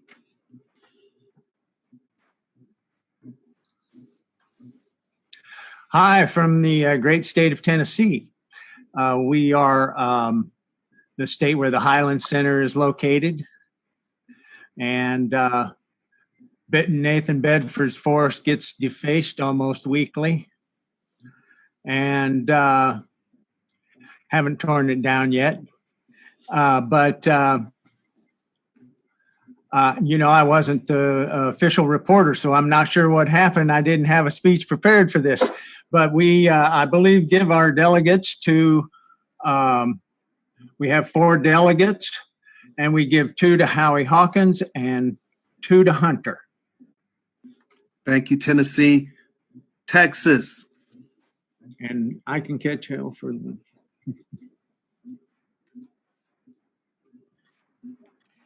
Howdy from the Lone Star State, Tejas, where indigenous people have been erased and La Raza has risen to challenge the two-party system. Our 26 delegates go to Kent Mesplay. Just kidding, relax. 20 delegates to Howie Hawkins, who earned 80% approval. 3 delegates go to Dario Hunter, 2 delegates to Kent Mesplay, and 1 delegate to Susan Buxer-Lohaki. Our party is not perfect, but we will work through these growing pains together, not by scorching the earth, but by building and maintaining bridges, by being anti-oppressive in our behavior. We must respect each other and our diversity. We must have solidarity. By necessity, the successful POTUS candidate must be an organizer-in-chief, tasked with raising funds for ballot access and matching funds. In this task, nobody came close to Howie Hawkins' campaign. We support our nominee. Honor the treaties. Thank you. Thank you, Texas. Utah. Hi, everybody. My name is Brendan Phillips. I'm coming to you from the Beehive State of Utah, home to the Hopi, Goshu, Ute, Dine, and Zuni tribes. It's one of the most beautiful places in the world, but it is also one of the most industrially exploited places in the world. We're home to the largest open pit mine in the world. We have the worst air quality in the nation, and within my county alone, there are 5 active Superfund sites. Our ballot access is on the line this year, like many other states, and we need to get 2% this year to maintain our ballot access.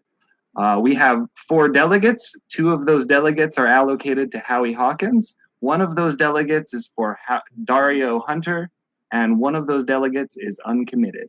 Thank you. Thank you, Utah. Virginia.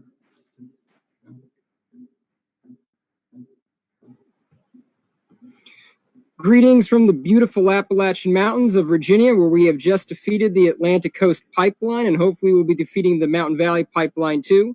Virginia, using ranked choice voting, has apportioned its delegates as such. 3.5 delegates to Howie Hawkins and 1.5 to Dario Hunter. Thank you, Virginia.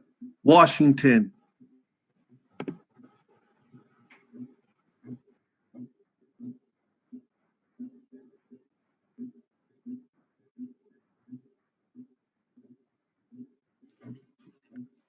You might be muted. Can you hear me? Oh, there we go. Yes. Hello, greetings from the evergreen state of Washington, heart of Cascadia, home of our ongoing daily protests against police brutality and soon to be defunded police departments. We wish to honor and acknowledge the many indigenous tribes of our region.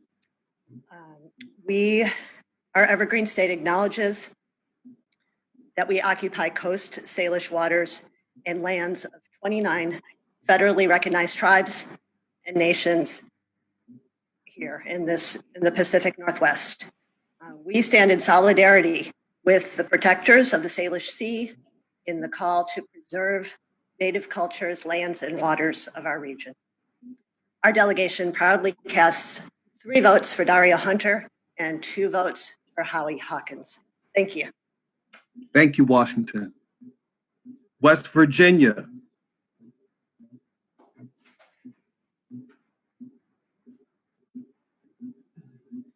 Greetings from the Mountain State, where mountaineers are always free. West Virginia proudly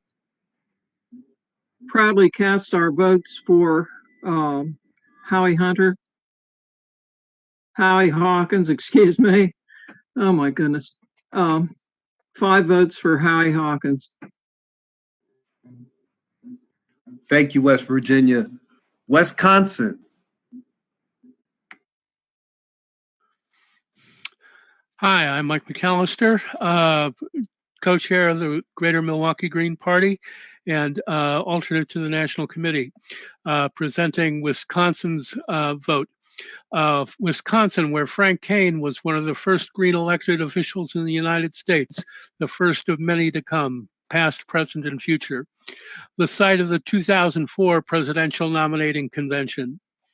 A place where we seek justice for Tony Robinson, Joel Acevedo, Jonathan Tubby, Dontre Hamilton, and far too many others.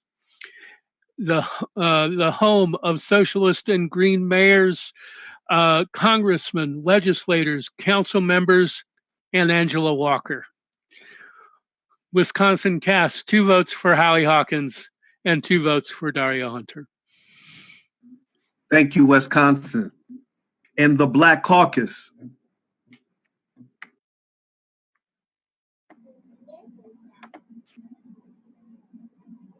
Hello, once again, I'm Daryl Moak. I am the delegate reporter for the National Black Caucus. And the Black Caucus allocates 2 votes, our 4 votes are allocated as such, 2 for Dario Hunter and 2 for Howie Hawkins.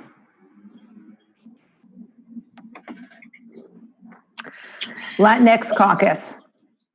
Yes, this is William Nogueras for the Latinx Caucus. We have 4 delegates, 3 for Dario Hunter and 1 for Howie Hawkins. And also, I would like to mention that we need all the Latinos out there watching this right now to sign up with the Latinx Caucus. Go on the Green Party website and just go on the caucuses and just click join and spread and create more caucuses in individual states. And if preferably, we would like each state to create their own Latinx caucus, and so that way we could grow and get more Latinos involved. That's it. Thank you. Thank you. Lavender Caucus. It's Hunter Crow. I'm the delegate reporter for the National Lavender Green Caucus. Our delegation awards 2 votes for Huey Hawkins and 2 votes for Dario Hunter. Thank you. Women's Caucus.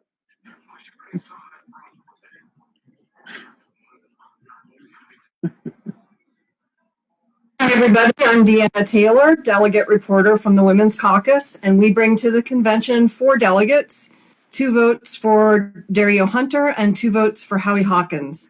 The Women's Caucus organizes and acts to advance women's rights and concerns within the party and in the country at large. We are a diverse group of women, and we all bring together our own experiences, activism, and unique abilities.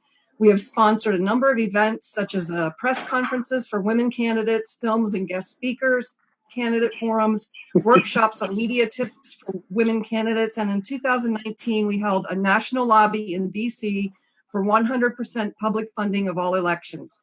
We welcome all women to our caucus. Thank you. Thank you.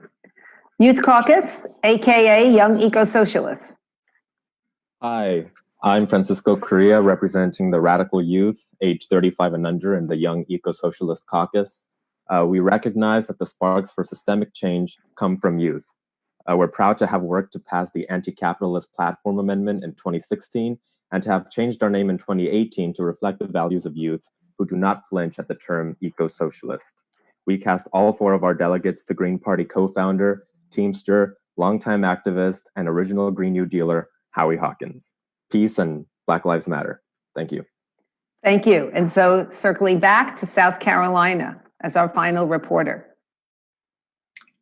Yes, hi, I'm David Whiteman, reporting for the Green Party from the pretty good state of South Carolina. South Carolina, which was way ahead of the curve by deciding to take down the Confederate flag only 150 years after the end of the Civil War, instead of 155 years, and which is home to the 12th least visited national park, the Congaree National Park, home of some of the tallest trees in the eastern United States, and the largest tract of old-growth hardwood forest in the entire country. Proudly casts all 4 of its delegates' votes for Howie Hawkins. Thank you. And that is the final report from 49 states and caucuses. I want to thank all the reporters. It's a very exciting part of our convention. And I know that many of you are counting at home, but we have hired a professional live captioning company so that we can make sure that our count is accurate in addition to the tech people that are doing it here. So we're going to have a little pause and hear from one of our recorded speakers. Robin Harris, co-chair of the Green Party of Florida and National Black Caucus. Robin is recently chair and legislative director of Florida Now. Robin is an activist and has passion for many issues that impact the Black community. Robin.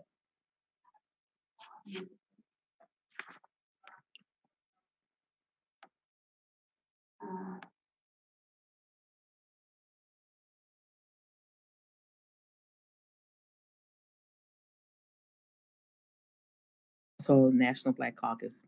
And I'd like to take some time to talk to you about our political climate, social political climate as well, and what we can do as Greens, and how we can possibly navigate in this critical moment.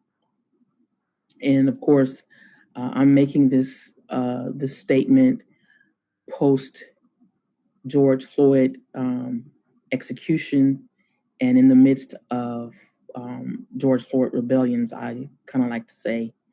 And so I want to start with talking about the issues around the statement, Black Lives Matter. There's a lot of conversation, some of it is negative about whether it's an organization or whether they're being funded, whether folks are being funded by George Soros, whether it's the organization, or is it a sentiment? And it's possibly all of those. I think that if we focus on some of the negative things that it could be, I think that it dilutes it.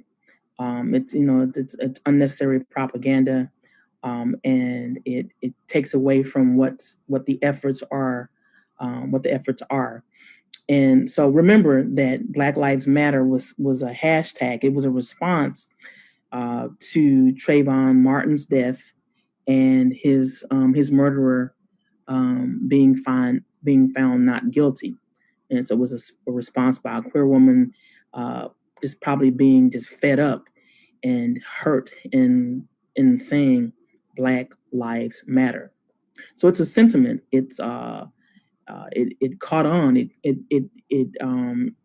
It's something that was heartfelt in the bodies of many people, and they moved with it. And I don't think that folks should be faulted because of that. Again, I can't worry or try to figure out if folks are funded by George Soros or not. But again, I think it's important that there is a statement and there is a sentiment that we recognize that Black Lives Matter. And then I think once that's understood, most important, we can move to say Black Power matters, because that's what we're lacking. That's Black people. We're lacking power.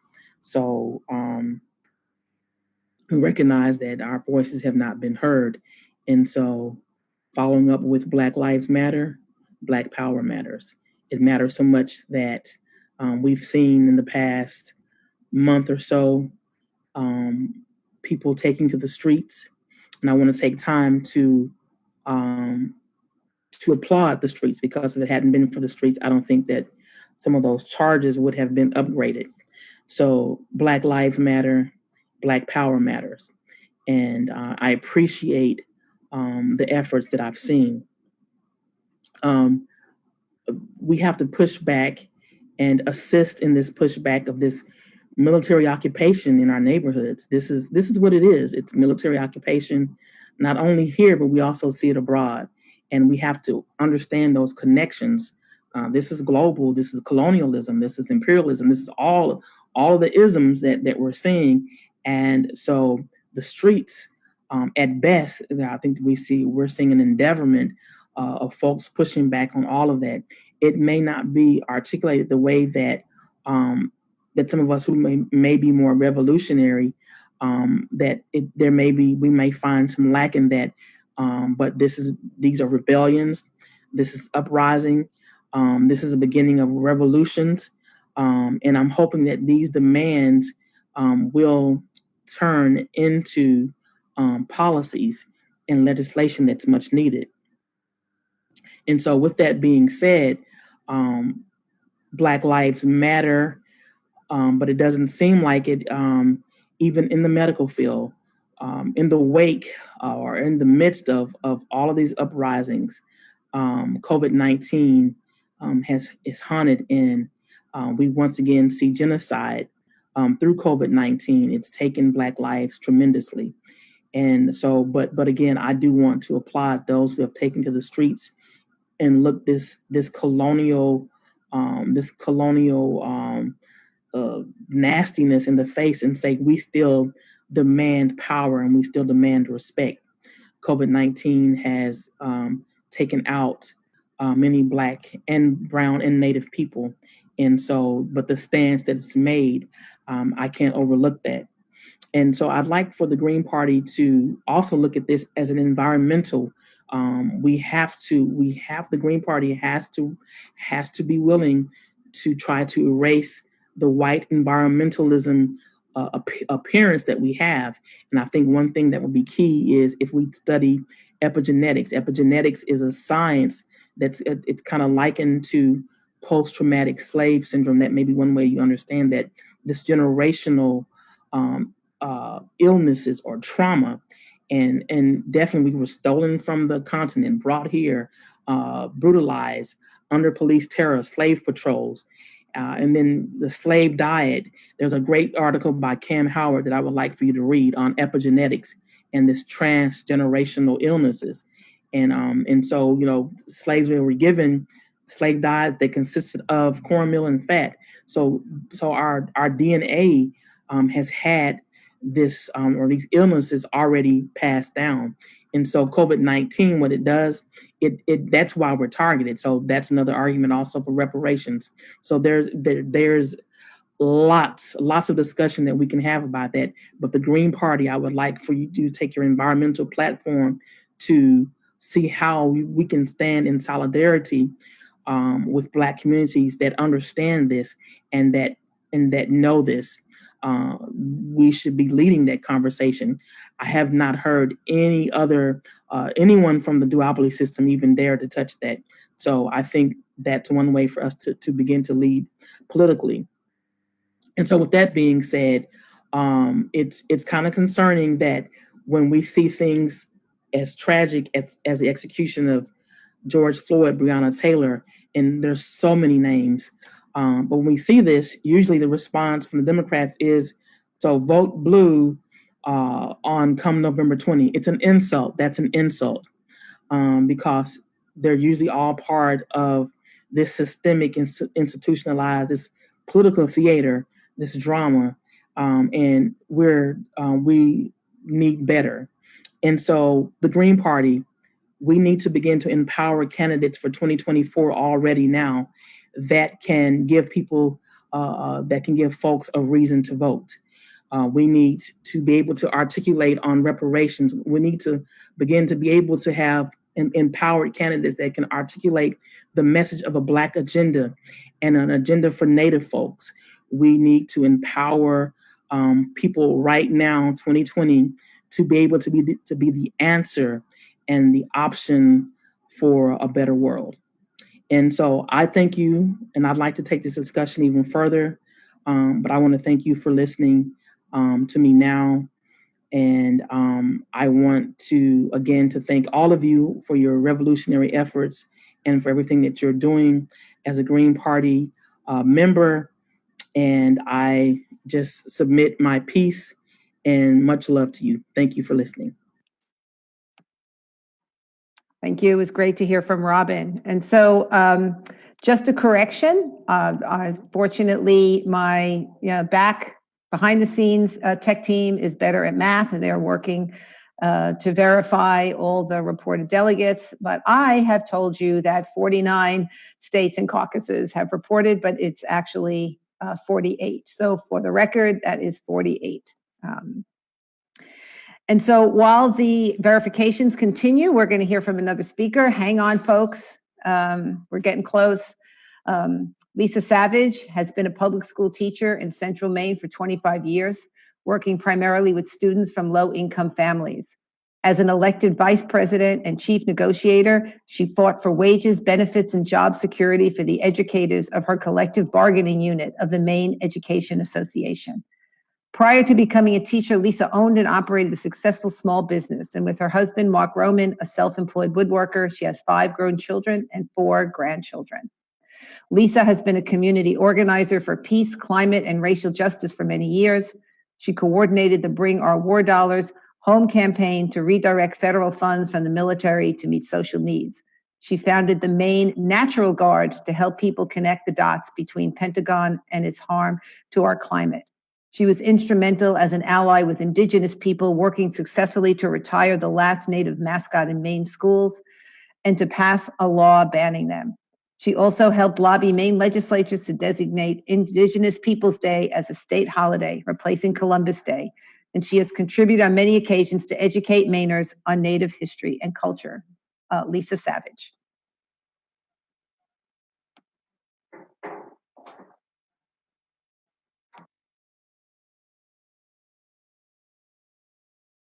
Presidential nominating convention. As a candidate for the U.S. Senate in a historic ranked choice voting race, competing for the seat held by Susan Collins for the last 24 years, I'm honored to be here speaking to you all. I stand on land stolen from the Wabanaki people, what is now called Maine, in the Penobscot Nation's watershed, regretting that my European ancestors did not heed the wisdom of the Indigenous elders who'd been living sustainably here for at least 12,000 years. Had we listened and learned rather than seeking to dominate and colonize, human beings would almost surely not be faced with the climate catastrophe now threatening the security of all life on our planet. My European ancestors did many regrettable things. I've been thinking a lot about family lately. As a Green Party candidate, I've pledged to neither accept nor solicit donations from corporate lobbyists, corporate executives, or the super PACs that launder corporate money for candidates. This led our Lisa for Maine Communications Director Dave Schwab to comment that while our opponents are supported by big money, Lisa is supported by big family. My grown children have all contributed to our campaign in significant ways. I've had my sisters and many members of our extended family. My eldest said to his siblings this summer, "Ask not what mom can do for you, ask instead what you can do for mom's campaign." But it's our green family I've come to talk to you about today. With your support, encouragement, expertise, and yes, donations, we have reached a place I never imagined we would be, standing on the brink of electing the first Green to the U.S. Senate. If John Rensenbrink and others had not founded the Maine Green Independent Party, I would not be standing here. If he and other Greens experienced at electoral politics had not supported and advised me, I would not be on the ballot. I needed their moral support to make the difficult decision to seek ballot access as an independent due to Maine's punitive signature requirements designed to keep third parties off the ballot. And if Green Party members had not worked diligently for years to establish ranked choice voting, I would not dare to dream of victory at the polls in November. But I'm here to tell you that ranked choice voting changes the game. It really does allow for a new politics of ideas and positive campaigning. Truly, this could be the start of something revolutionary as ranked choice voting spreads across the nation.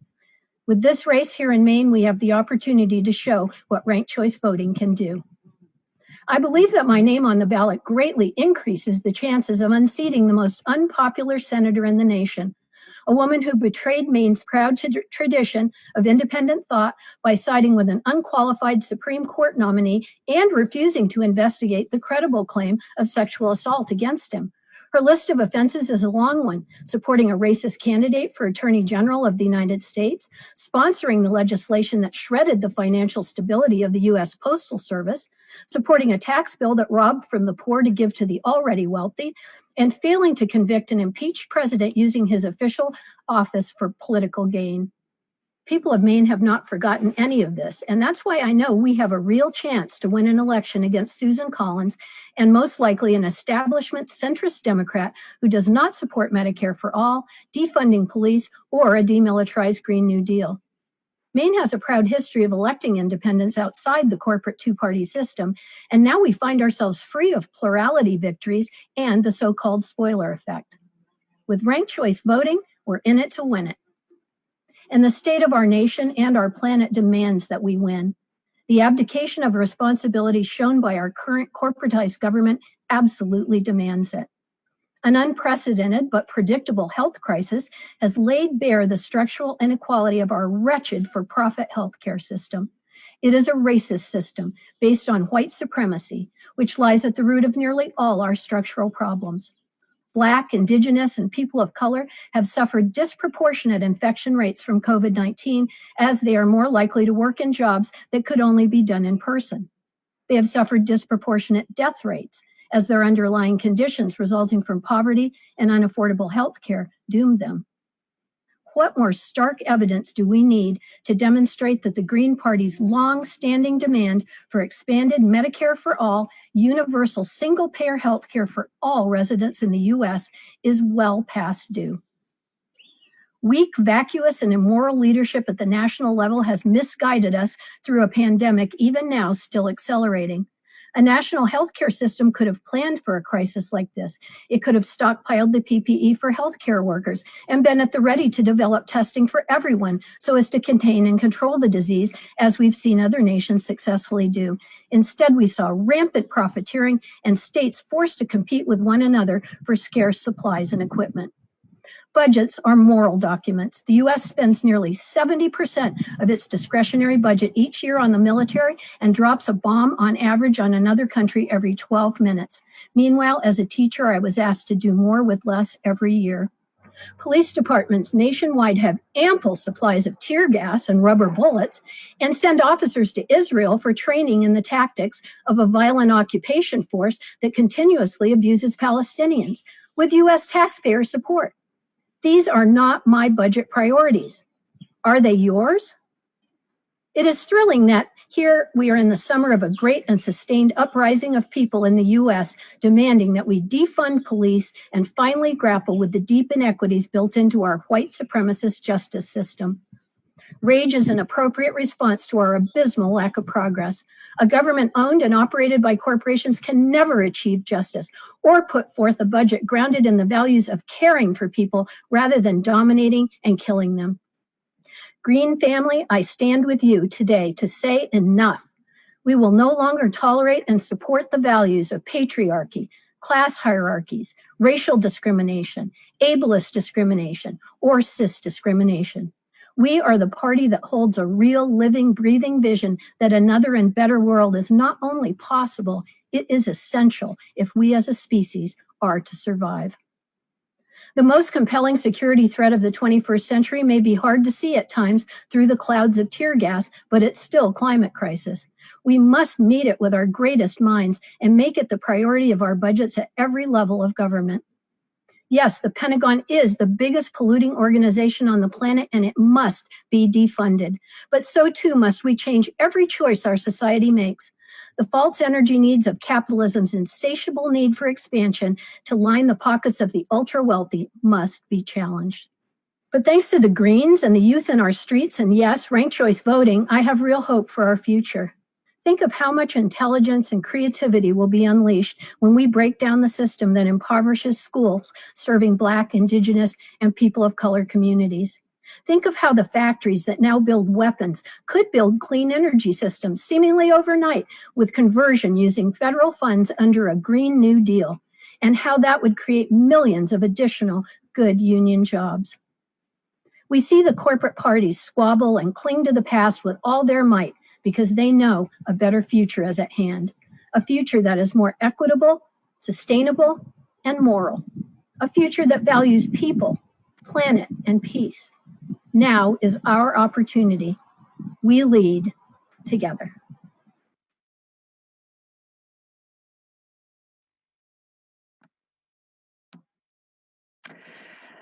And everyone remember that Lisa Savage is running in a ranked choice vote election in Maine, something that our party has been championing for a long time, and big shout out for the Greens in Maine for really getting that done. We're very excited to see how that's going to turn out, and people can volunteer and check in on Lisa's campaign.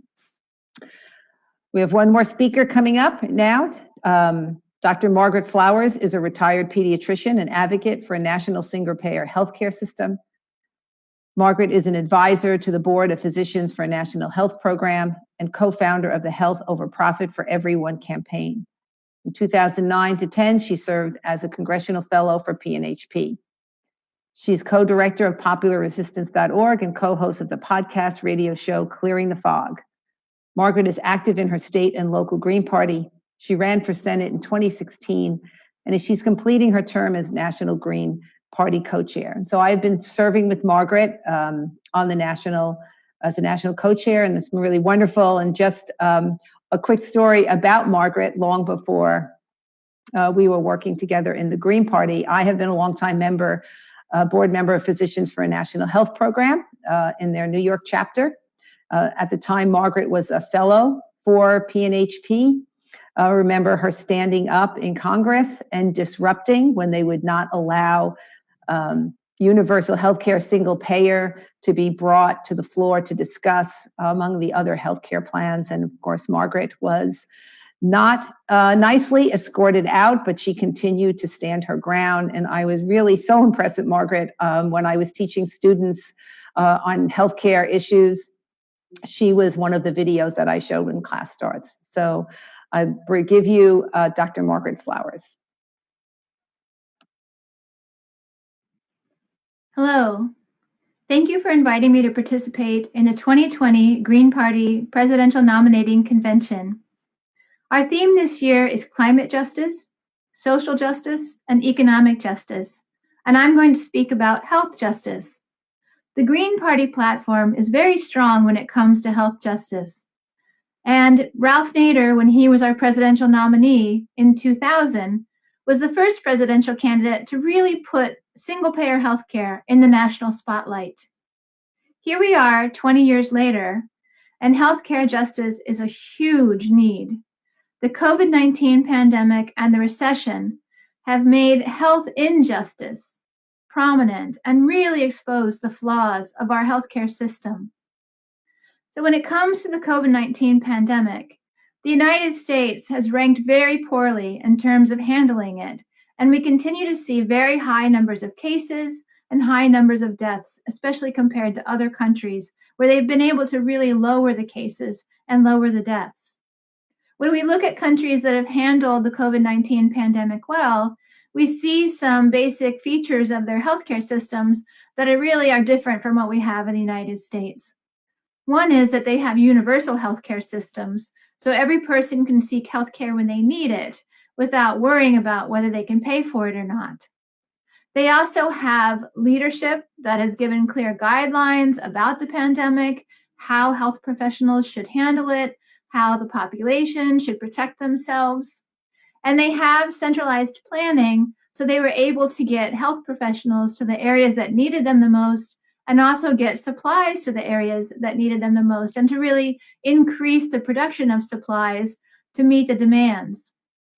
What we've seen in the United States has been a very sad competition between states who are fighting to get, basic needs like masks and gowns and ventilators, and the corporations are just price gouging and playing the different states against each other so that they can make a profit.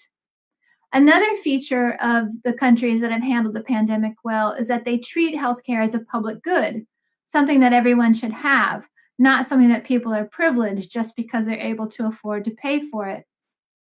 And the recession, which began back in February and was sparked in part by the COVID-19 pandemic, but really we'd been expecting one for a while now because the foundation of the economic system in the United States is very faulty, with high levels of debt, a lot of people experiencing economic insecurity, low wages, you name it. And so since the recession began, tens of millions of people have applied for unemployment benefits.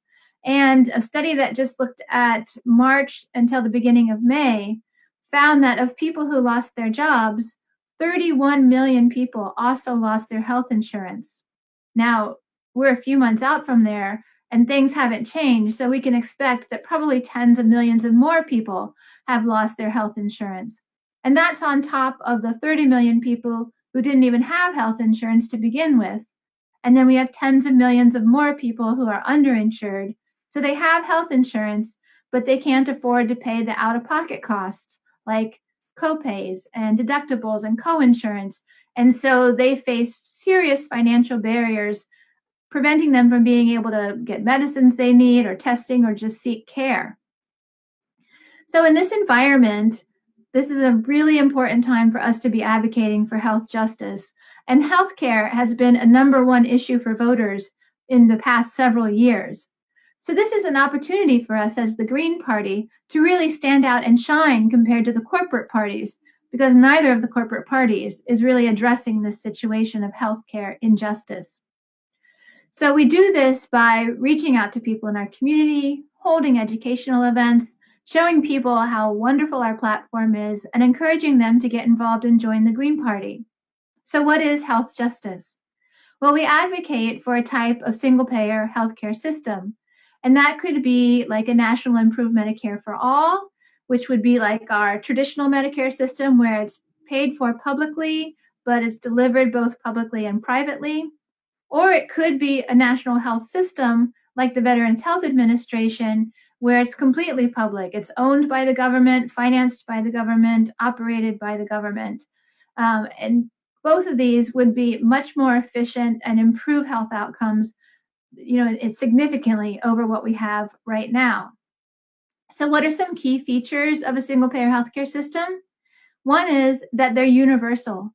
Every person living in the United States would be covered. No questions about how much you make or this or that. If you're a person and you live in the United States, you're in the system. Coverage would also be lifelong, from the time that you're born until the time that you die, and completely portable.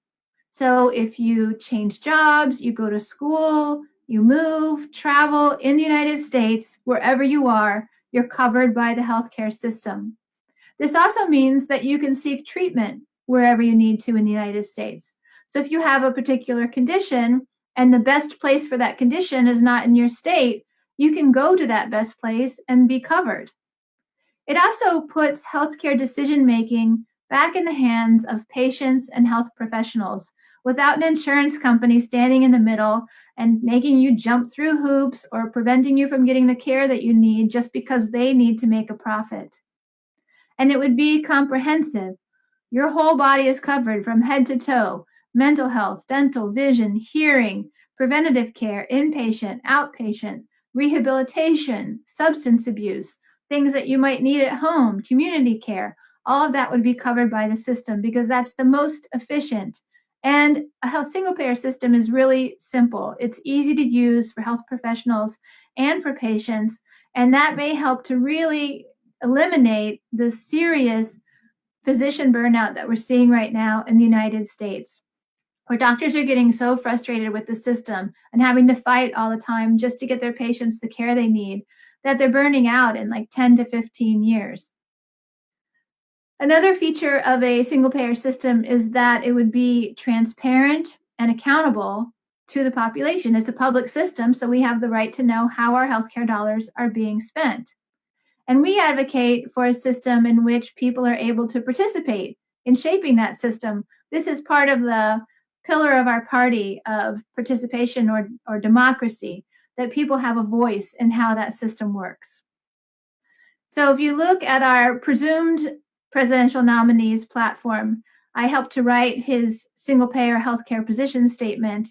It advocates for a national health insurance and a national health system, and one that is run at the community level and decisions are made at the community level.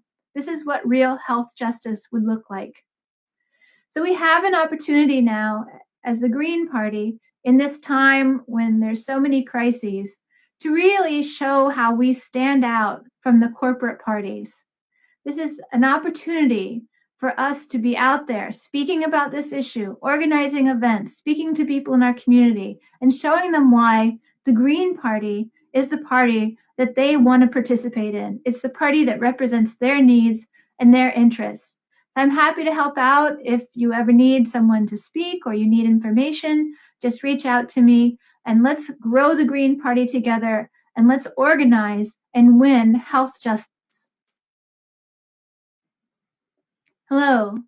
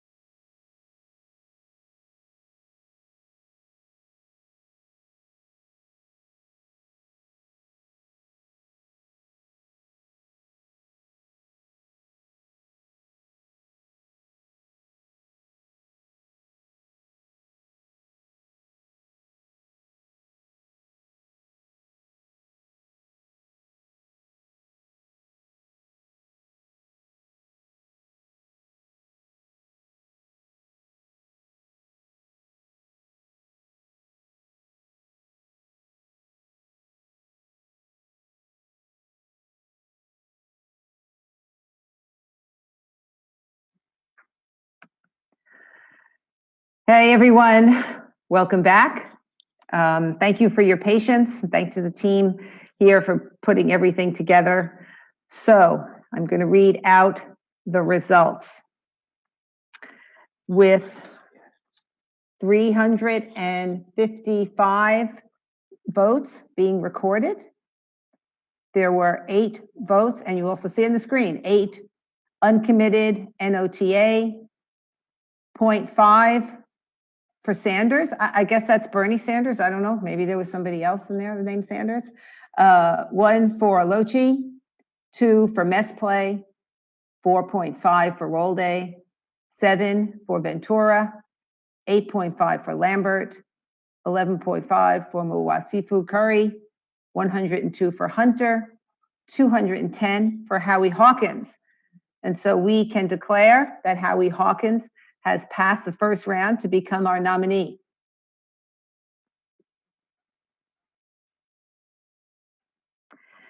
And now, our last vote of the day, I'm going to ask Sharon, my elections assistant, to join me. We are asking you to go to Lumio because what needs to be done by a show of hands is to approve Angela Walker, the chosen vice president nominee that Howie Hawkins has picked. So we need to go into Lumio, and since you've been voting in Lumio all day, everyone should be pretty much familiar with it. So you have 2 minutes to vote with your show of hands. When that happens, we'll announce the vote, but Sharon will give you a little bit of information about Angela Walker while you're voting. Thank you. Okay, so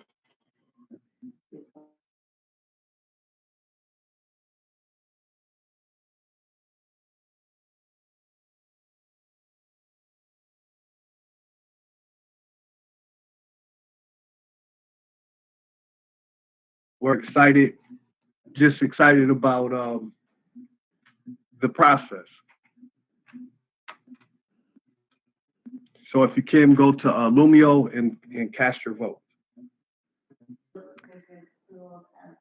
Yes, people are showing a virtual show of hands in Lumio, so it's actually not vote in the same way, your virtual show of your hands. And Sharon, maybe you could tell everyone a little bit about Angela.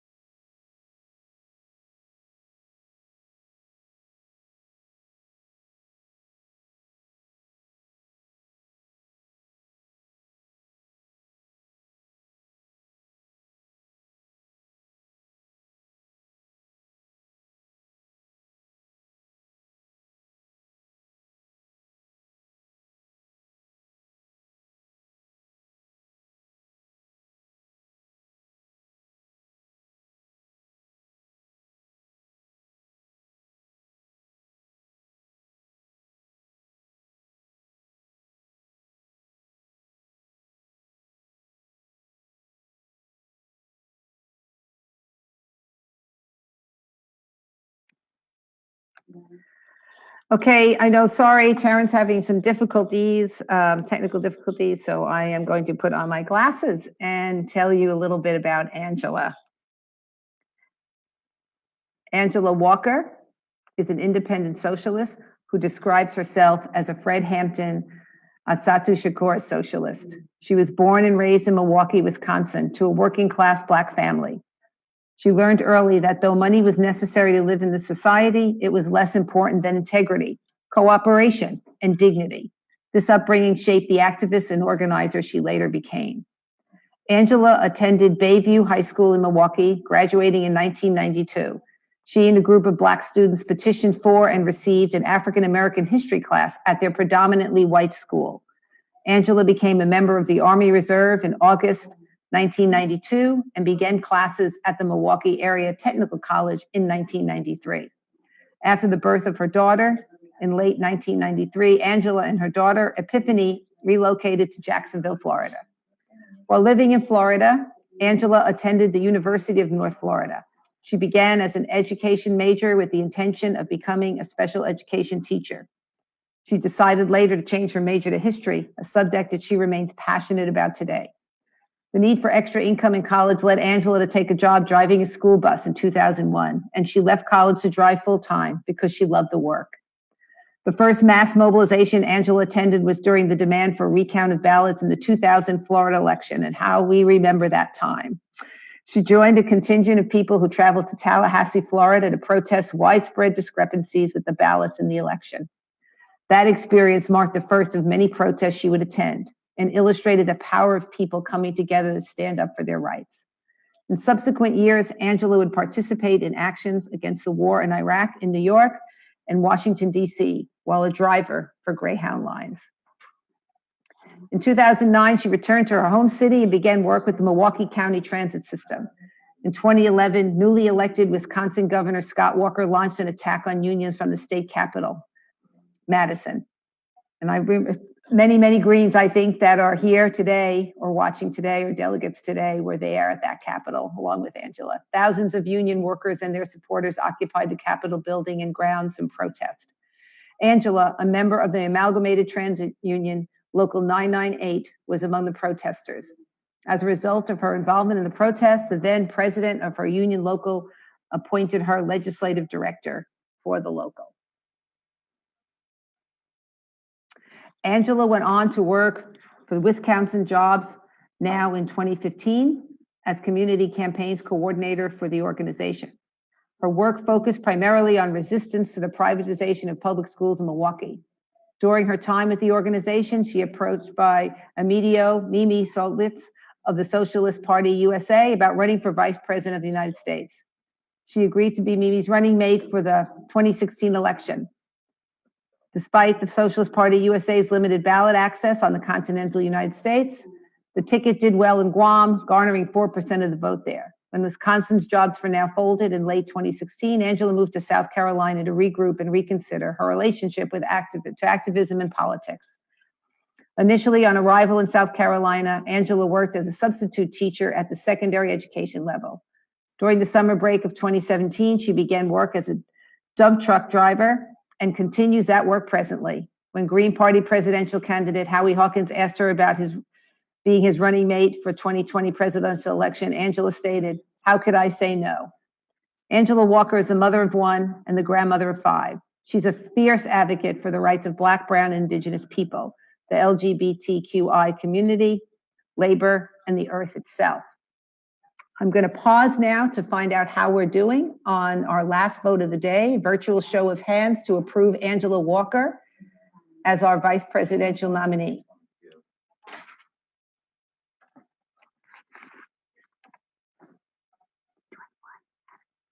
We have a clear majority of approval with 222 virtual hands with 221 approval. So Angela Walker is approved as our vice presidential nominee. We're hoping Angela is in the house to be able to say a few words. Just checking that.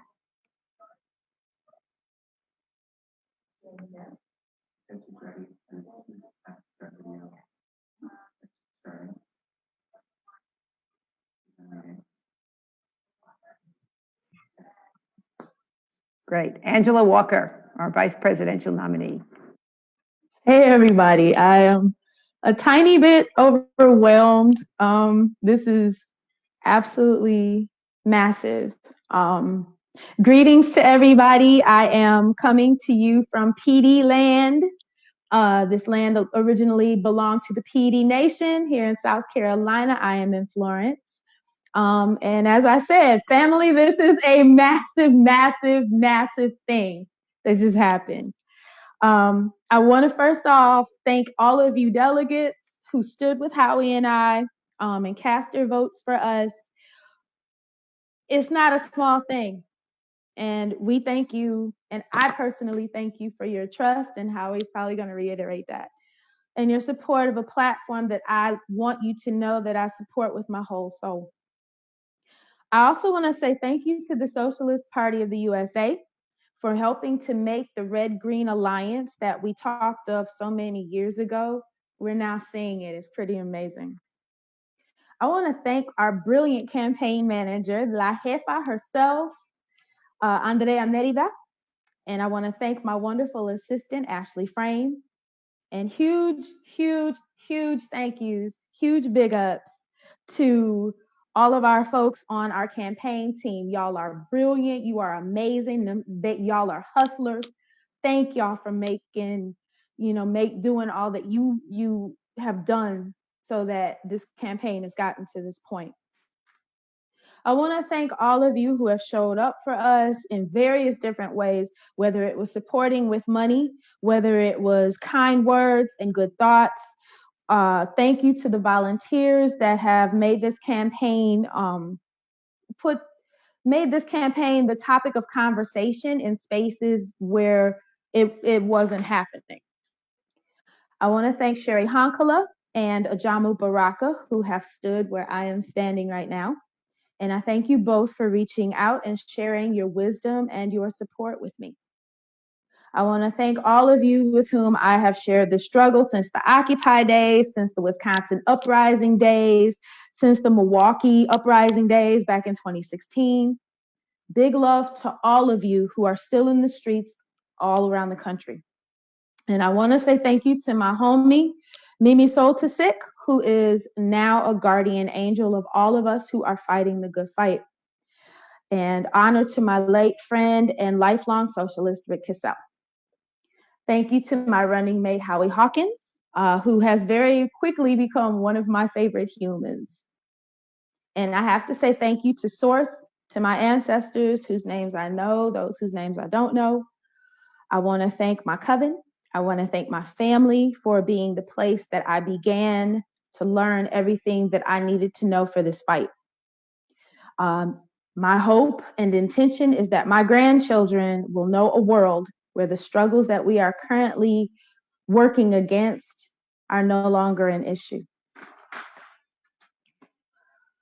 Dying, my friends dying. I am literally fighting for people's lives. Bare minimum, not risking death. Can I have that?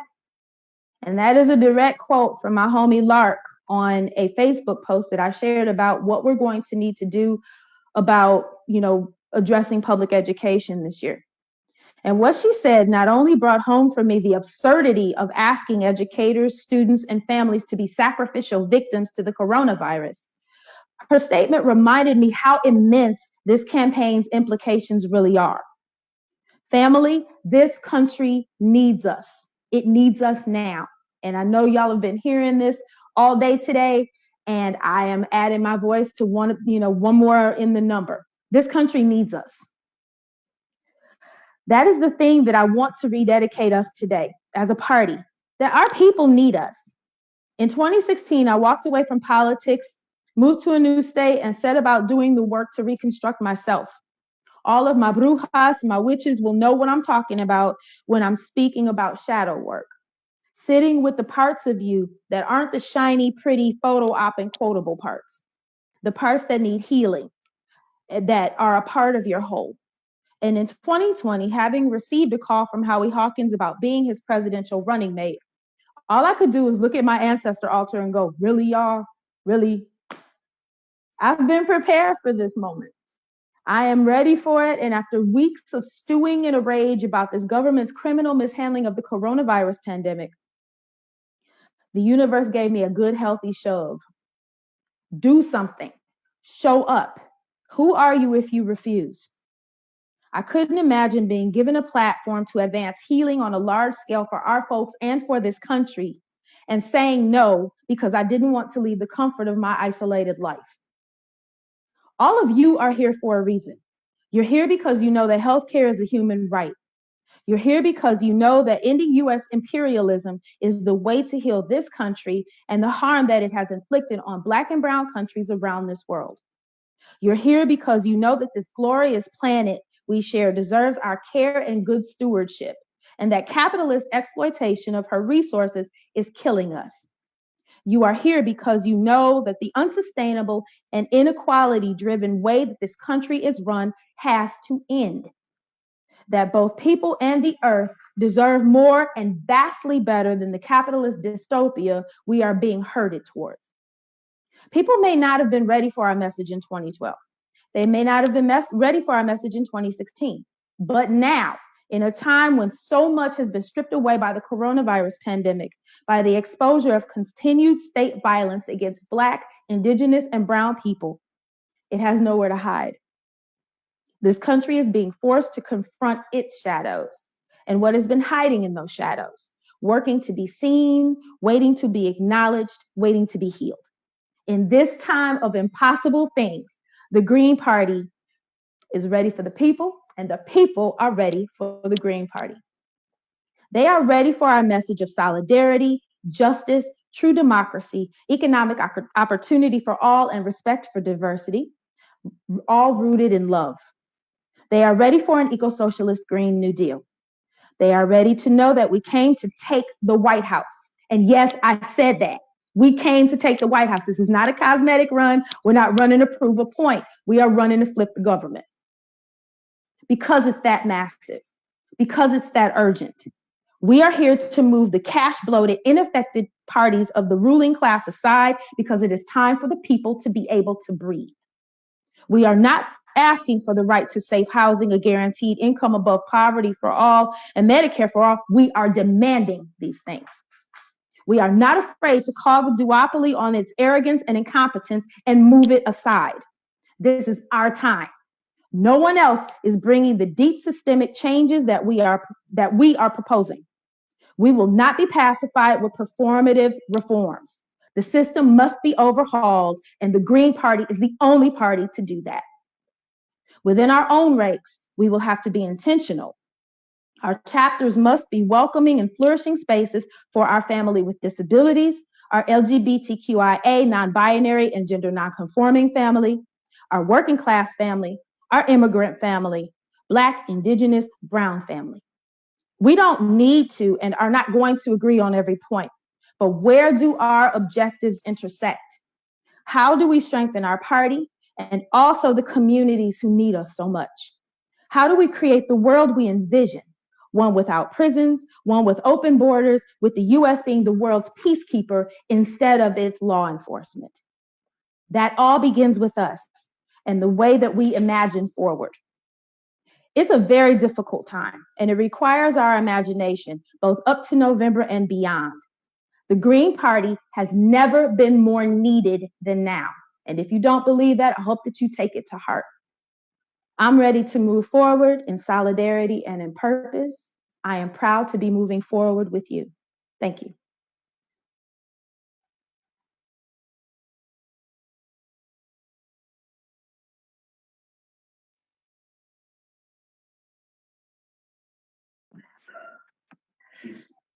Hey, Angela.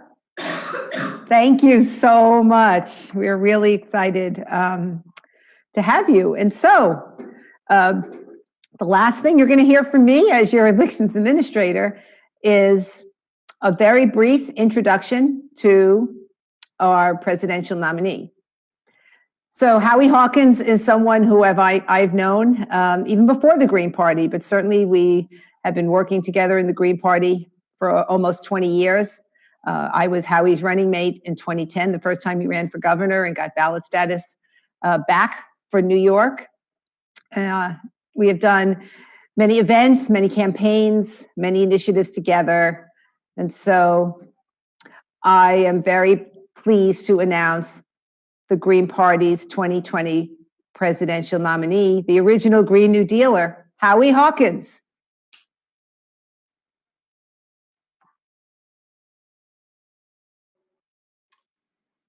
Hello, can you hear me? I assume you can hear me. First of all, I'm honored and humbled by the support given by the delegates, and I accept your nomination. And you just heard from Angela. You can see why I asked her to be my running mate. She's a great messenger for the Green Party. I've known her since 2014. We can work well together as a team. And what we are as a team is, I'm a retired Teamster. She's a truck driver. We got 2 workers for the White House. And we want to put a better class of people up in there than the grifters we got there right now. I want to second also the thanks that Angela gave to so many people in the Green Party, in our campaign, that brought us to this point. I just want to add one other person. That's the late Bruce Dixon, the former managing editor of Black Agenda Report. He was a friend of mine, and more than any other person, convinced me that I should take up and run this campaign. So we're drawing on his long experience and wisdom. In my campaign, we often say, what would Bruce say? What would Bruce do? And try to think how he deal with problems we face. And now I want to nominate you, the delegates of the Green Party, the members of the Green Party, the people out there thinking about supporting the Green Party, to be active participants in this campaign, because this won't work unless it's a mass movement. And that means everybody's got to play a part. Because as we've been saying, our country needs the Green Party now, because we're living in a failed state. It has failed us on these life or death issues, the COVID pandemic, the systemic racism. That means we are not yet a multiracial, a multicultural democracy. Growing economic inequality, that's a life or death issue for people on the bottom end of the income spectrum. The climate emergency and the new nuclear arms race. Like the Green parties in Europe and many other countries, our country needs the Green Party in the legislatures and the executive branch and the judiciaries at the local, the state, and the federal level to provide real solutions to these problems. Because these 2 parties of the corporate state are failing us. The pandemic has exposed that for everybody to see. They're presiding over a failed state. With 4% of the world's population, we got a quarter of the world's COVID deaths. We got 250,000 people going to die from this pandemic by the election at the rate we're going. The president, Donald Trump, has given up. COVID won, Trump is a loser. We knew that. We've seen it. Now he's running around like Typhoid Mary, holding super spreader rallies without masks and social distancing, making his own staff and supporters sick. That is sick. Fortunately, he's collapsing in the polls. He's toast. He's a loser and good riddance. But I keep asking, where the hell is Joe Biden? When you think of Joe Biden, what policy is he the champion of? He lives within commuter distance of the White House press corps.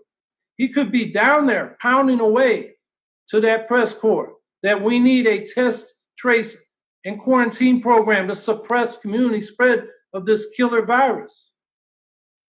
He could pound away on a single message. Instead, where is he? And while he's at it, he could be going and calling for universal mail-in ballot option for the election this fall so everybody can vote.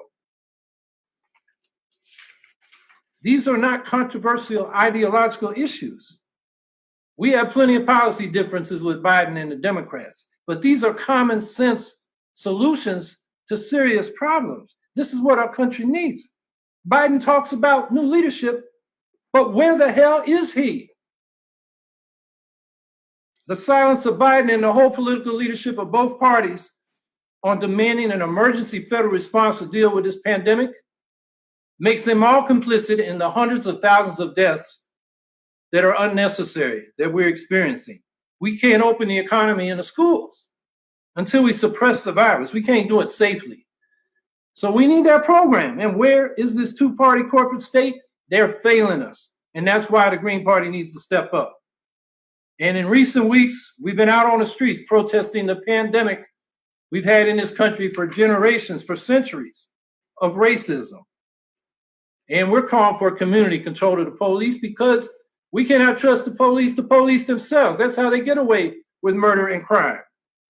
We need police commissions that are selected by the people with the power to hire and fire the police chiefs, to get the racists and the sadists out of forces, to oversee the policies and the budgets, and to investigate and discipline officers for misconduct, independent of internal affairs inside the police departments.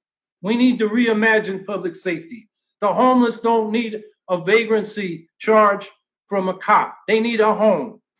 A person with a mental health crisis doesn't need a clueless cop with a gun. They need mental health experts. And we have to end this war on drugs, which has led to mass incarceration. With 4% of the world's population, we got a quarter of the world's prisoners. It's the largest prison system in the history of the world.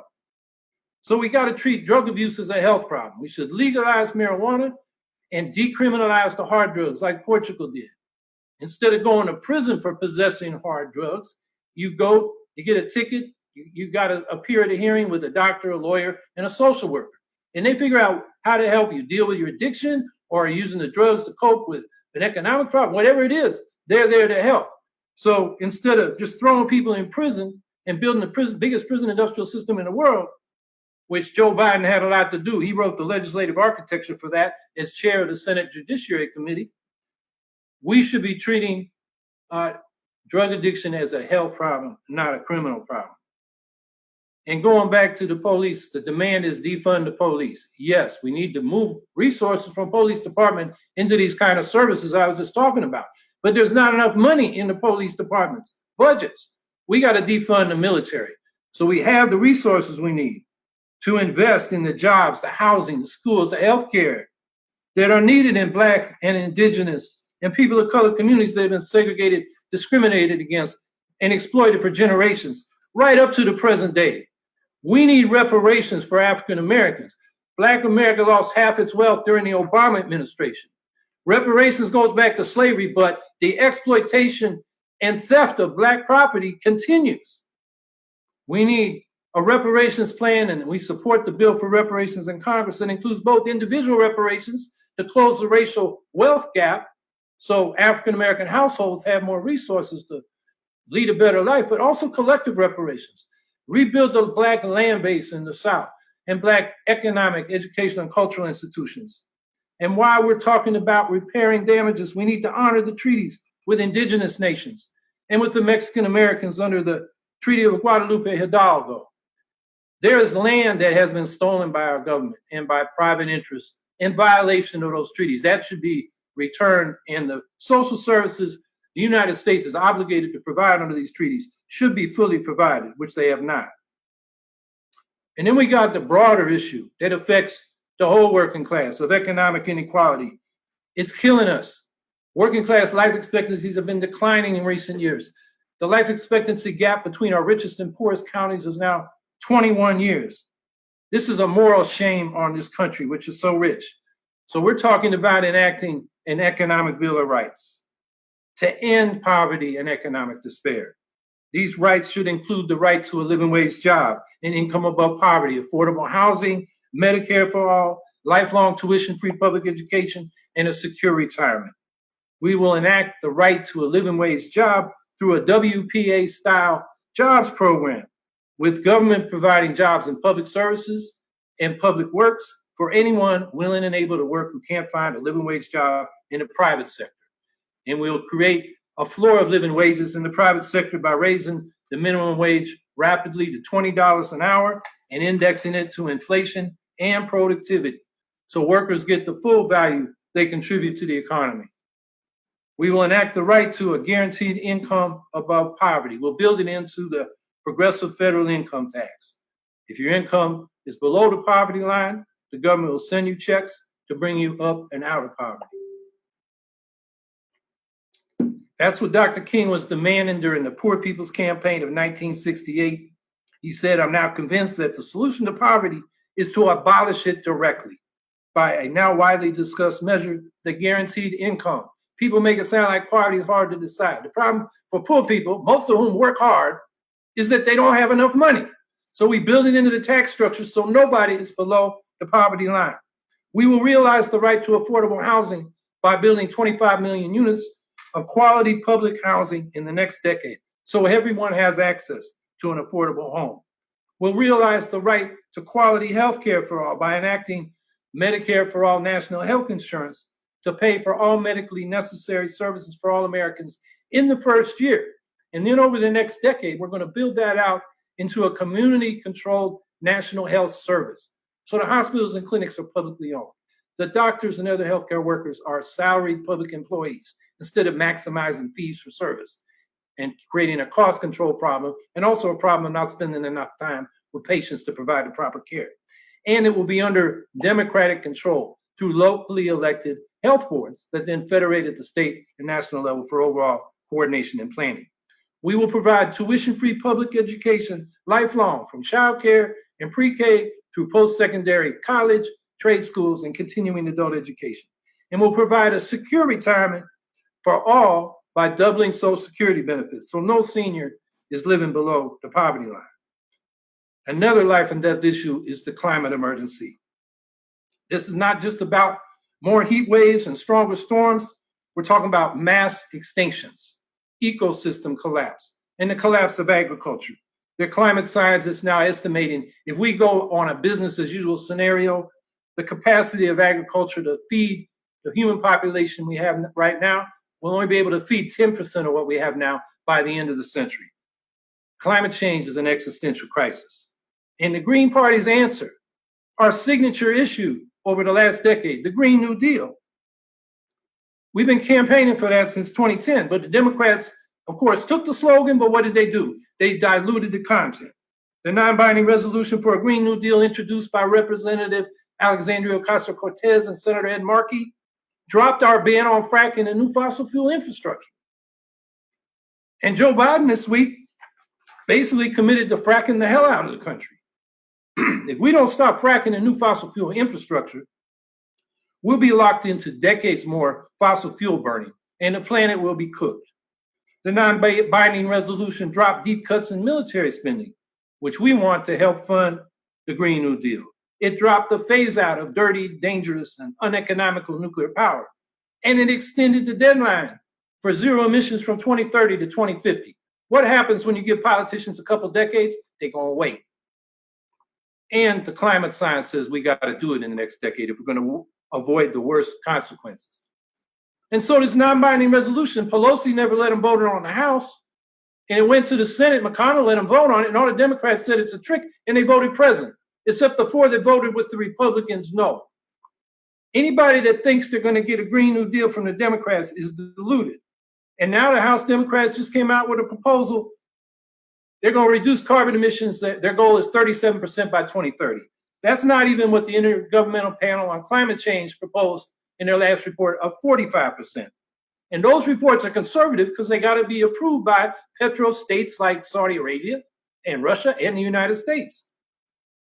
But the Democrats aren't even attempting to reach that conservative goal. You know, the situation is Trump may call climate change a hoax, but the Democrats act as if it's a hoax. And the Green Party is here to advance the full-strength Green New Deal. We want zero to negative greenhouse gas emissions and 100% clean energy by 2030. And we have an eco-socialist Green New Deal on our campaign website, howiehawkins.us, which you can study. And it provides for a 10-year, $27.5 trillion investment in public enterprise and planning, and particularly in the energy, transportation, and manufacturing sectors to get to zero emissions and 100% clean energy. Our plan will convert all the productive systems, not just power production, but transportation, manufacturing, agriculture, and buildings to clean energy and zero emissions by 2030.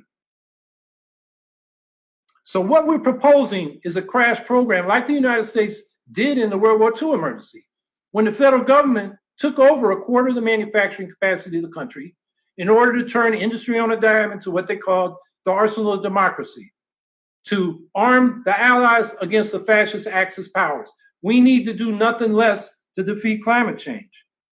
Our eco-socialist Green New Deal creates 38 million new jobs. And now, in this COVID economic depression, we need the Green New Deal as much for economic recovery as for climate recovery. And then there's one more life or death issue that we've got to face that none of the major party candidates have even addressed, and that's the new nuclear arms race. The Bulletin of the Atomic Scientists has moved its doomsday clock the closest it's ever been to midnight. The US, Russia, and other nuclear powers are modernizing their forces. The strategic arms are becoming hypersonic, 6 times faster than they were. So instead of launch on warning There's a counterforce. Now you launch on anticipation that the other side's about to launch. It's not even hair trigger. We're putting more tactical nukes into conventional forces with a crackpot idea. They call it, the military doctrine is escalate to de-escalate. You throw a nuke out there and then you de-escalate. It doesn't happen. Once the nukes start flying, as Daniel Ellsberg has documented in his book, The Doomsday Machine, they all fly and we're done. So we're going to take peace initiatives, a 75% cut in military spending, withdrawal from these endless wars, pledge no first use of nuclear weapons, and disarm to a minimum credible deterrent, and then go to the other 8 nuclear powers on the basis of those tension-reducing peace initiatives and say we want mutual and complete nuclear disarmament. And we go there with world public opinion, with the 122 nations that this week, 3 years ago, agreed to the text of the Treaty on the Prohibition of Nuclear Weapons. The International Campaign for the Abolition of Nuclear Weapons got the Nobel Peace Prize for that 3 years ago. And hardly anybody in this country knows that because the political leadership of both parties don't want to talk about it. It should be a top campaign issue, and we're going to make it one. So these are the issues we're going to fight on. And the next phase of our campaign is ballot access. And we're going for all 52 ballots, 50 states, the District of Columbia, and the advisory vote in Guam. And we want to thank the contributors that this week qualified us for federal primary matching funds, all contributions up to $250 per individual will be matched by Uncle Sam going forward, as well as those that are already contributed until about August 27th. So we'll soon have another $200,000 we can put into ballot access, and the more people contribute, the more we'll have. We're on the ballot or have signatures in hand in about 30 states. In July and August, it's going to be tough to get the rest of the states by petitioning. We've appealed for relief in many states from their governments. And some gave us relief, others we had to sue in court. And we've won some victories. We have other cases pending. But in some states, we've been forced against the public health advice about social distancing to go out wearing personal protective equipment, going out with hand sanitizer, and getting physical petition signatures. But we're not going to let governments that won't respect our right to be on the ballot keep us on the ballot. We're going to fight to get on every ballot. And ballot access in this country is harder than almost any other country in the world. You have to get a hell of a lot more signatures. A lot of countries don't run for president, but let's talk about national legislatures. In this country, you want to run as an independent for Congress, it takes thousands of signatures. 3,500 in New York, over 15,000 in Illinois, over 20,000 in Georgia. You want to do that in New Zealand, it takes 2 signatures. You want to run as an independent for the House of Commons in the UK, it takes 10 signatures. In Australia, it's 50. In Canada, it's 100. In Germany, it's 200. That's about as high as it goes until you get to the United States. Party suppression is part of voter suppression. And we're fighting Republican voter suppression in the form of photo IDs, voter roll purges, and not providing enough polling places, particularly in communities of color. But we're also fighting Democratic Party voter suppression in the form of party suppression. Here in New York, the New York Democrats, under the cover of the COVID pandemic, just passed a law that tripled the votes and signatures for independents to get on the ballot or get a ballot line and doubled the frequency we have to do that. So the Democrats are suppressing the vote here. The New York Times, when they got wind of this plan, called it the Democrats. This is the headline: the Democrats' secret plan to kill third parties. One reason we're running for president is to secure ballot lines. In about 40 of the states, the vote we get determines whether the Green Party has a ballot line for the next election cycle. And in most states, it's 1%, 2%, or 3%. That's very achievable for us. And when we win those ballot lines, that will enable us to run much more readily local candidates, because we want to begin electing thousands as we go into the 2020s to local office and the local districts of state legislatures and Congress. That's how the Green Party is going to build up into a major party and force in American politics. You know, and difficult as it is, ballot access is largely under our control. We know what we got to do. But getting our story covered in the corporate media is not under our control.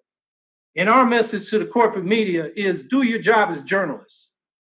Cover the issues, not just the horse race.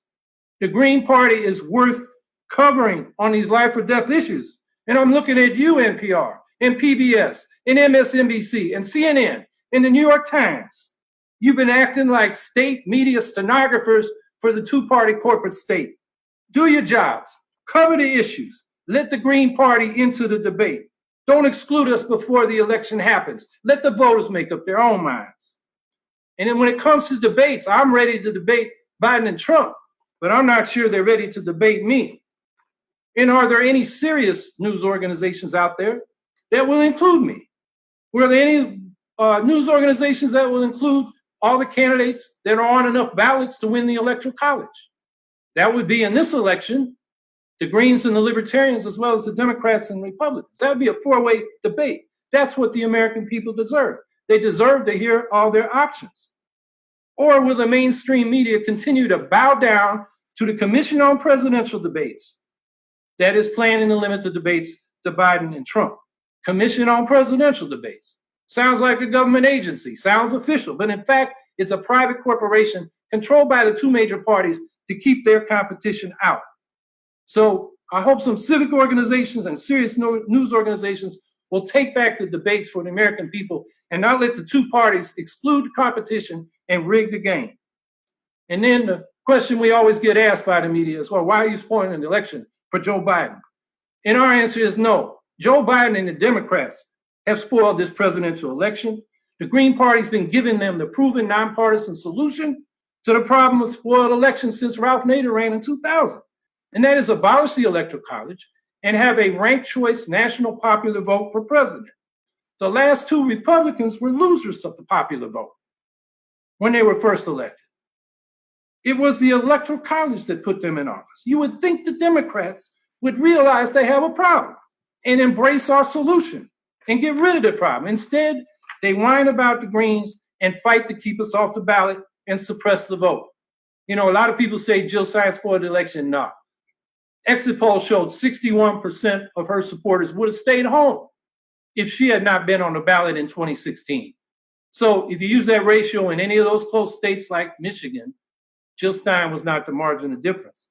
But the Democrats are looking for excuses instead of solutions to the problem of spoilers, which we have. Joe Biden is welcome to embrace it and try to convince people that he really believes it. So the last thing I want to say to people that are saying, well, you know, we got to get Trump out of there. Maybe I need to settle for Biden. If you were a Bernie Sanders supporter and you were for Medicare for all and a full-strength Green New Deal and student and medical debt relief and tuition-free public college, and you vote for Joe Biden, nobody knows you stand for that. Your vote won't count for that. You'll get lost in the sauce because you voted for Joe Biden, who opposes all those things. If you want to make your vote count, vote for the Green Party. Everybody knows what we stand for. Your vote will count. It'll be a message. It'll be a voice heard. And that's your leverage. The more votes we got, the more leverage we'll have after the election in advancing our program.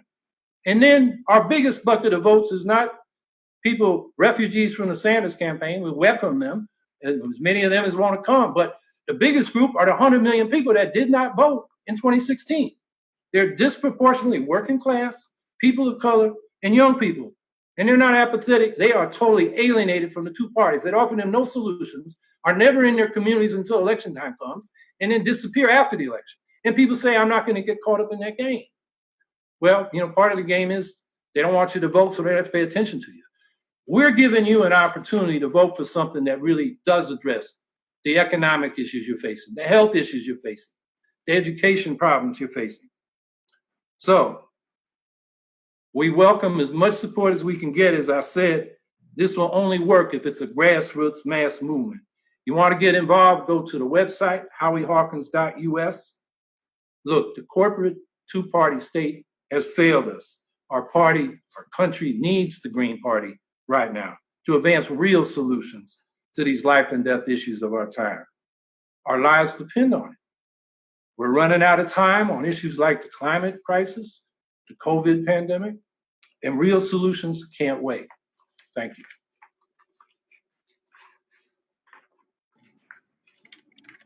Thank you. Congratulations, Howie and Angela. I just want to wrap things up and give a big thank you to every single person who made this day possible. It was a ton of work from a ton of people, everyone from the annual national meeting committee, the media committee, the presidential campaign support committee, the credentials committee, the platform committee, and I'm sure about 10 other committees that I'm not even thinking of at the moment. I also want to give a big shout out to all of the candidates and their campaign supporters. And then I also want to especially thank our ASL interpreters who have been with us all day and making sure that we had this being broadcast in American Sign Language. Thank you so much. And then especially our staff, and in particular, Lynn Serpy and Michael O'Neill, who are behind the scenes in our, in our war room in Brooklyn, New York, and making sure everything went as smoothly as possible today. So it is my pleasure to officially adjourn the meeting, and I'm going to turn it over to Kenneth for some final words. Thank you, Hillary, and thank you everyone for your patience, for bearing with us throughout these past 4 or 5 hours here. Congratulations to Howie and Angela for sealing the deal in the 2020 Green Party presidential nomination. And so, like many of these things, there are also so many action items that we can do, right? We just can't show up here and then think our job is over. So, as Howie said, please visit howiehawkins.us to see how you could help support the campaign and help him with his presidential election for the Greens. Also, make sure you also sign up at gp.org as well. There are ways that you could sign up to volunteer. There are ways to sign up to donate. And there are just all sorts of things that you could do if you just visit the website. They give you a list of options and check boxes on ways you can volunteer to help the Green Party. Because, if you want to see the change in the structure and the organization, you got to get more involved. So please sign up at gp.org. Donate, sign up to volunteer, and also help your local candidates, any down ballot candidates that are running for office in the upcoming general election in 2020. Check them out. There's so many people running for local elections, school boards, state races, and Congress. So I just want to say thank you all so much, and let's get to work. Go Green Party.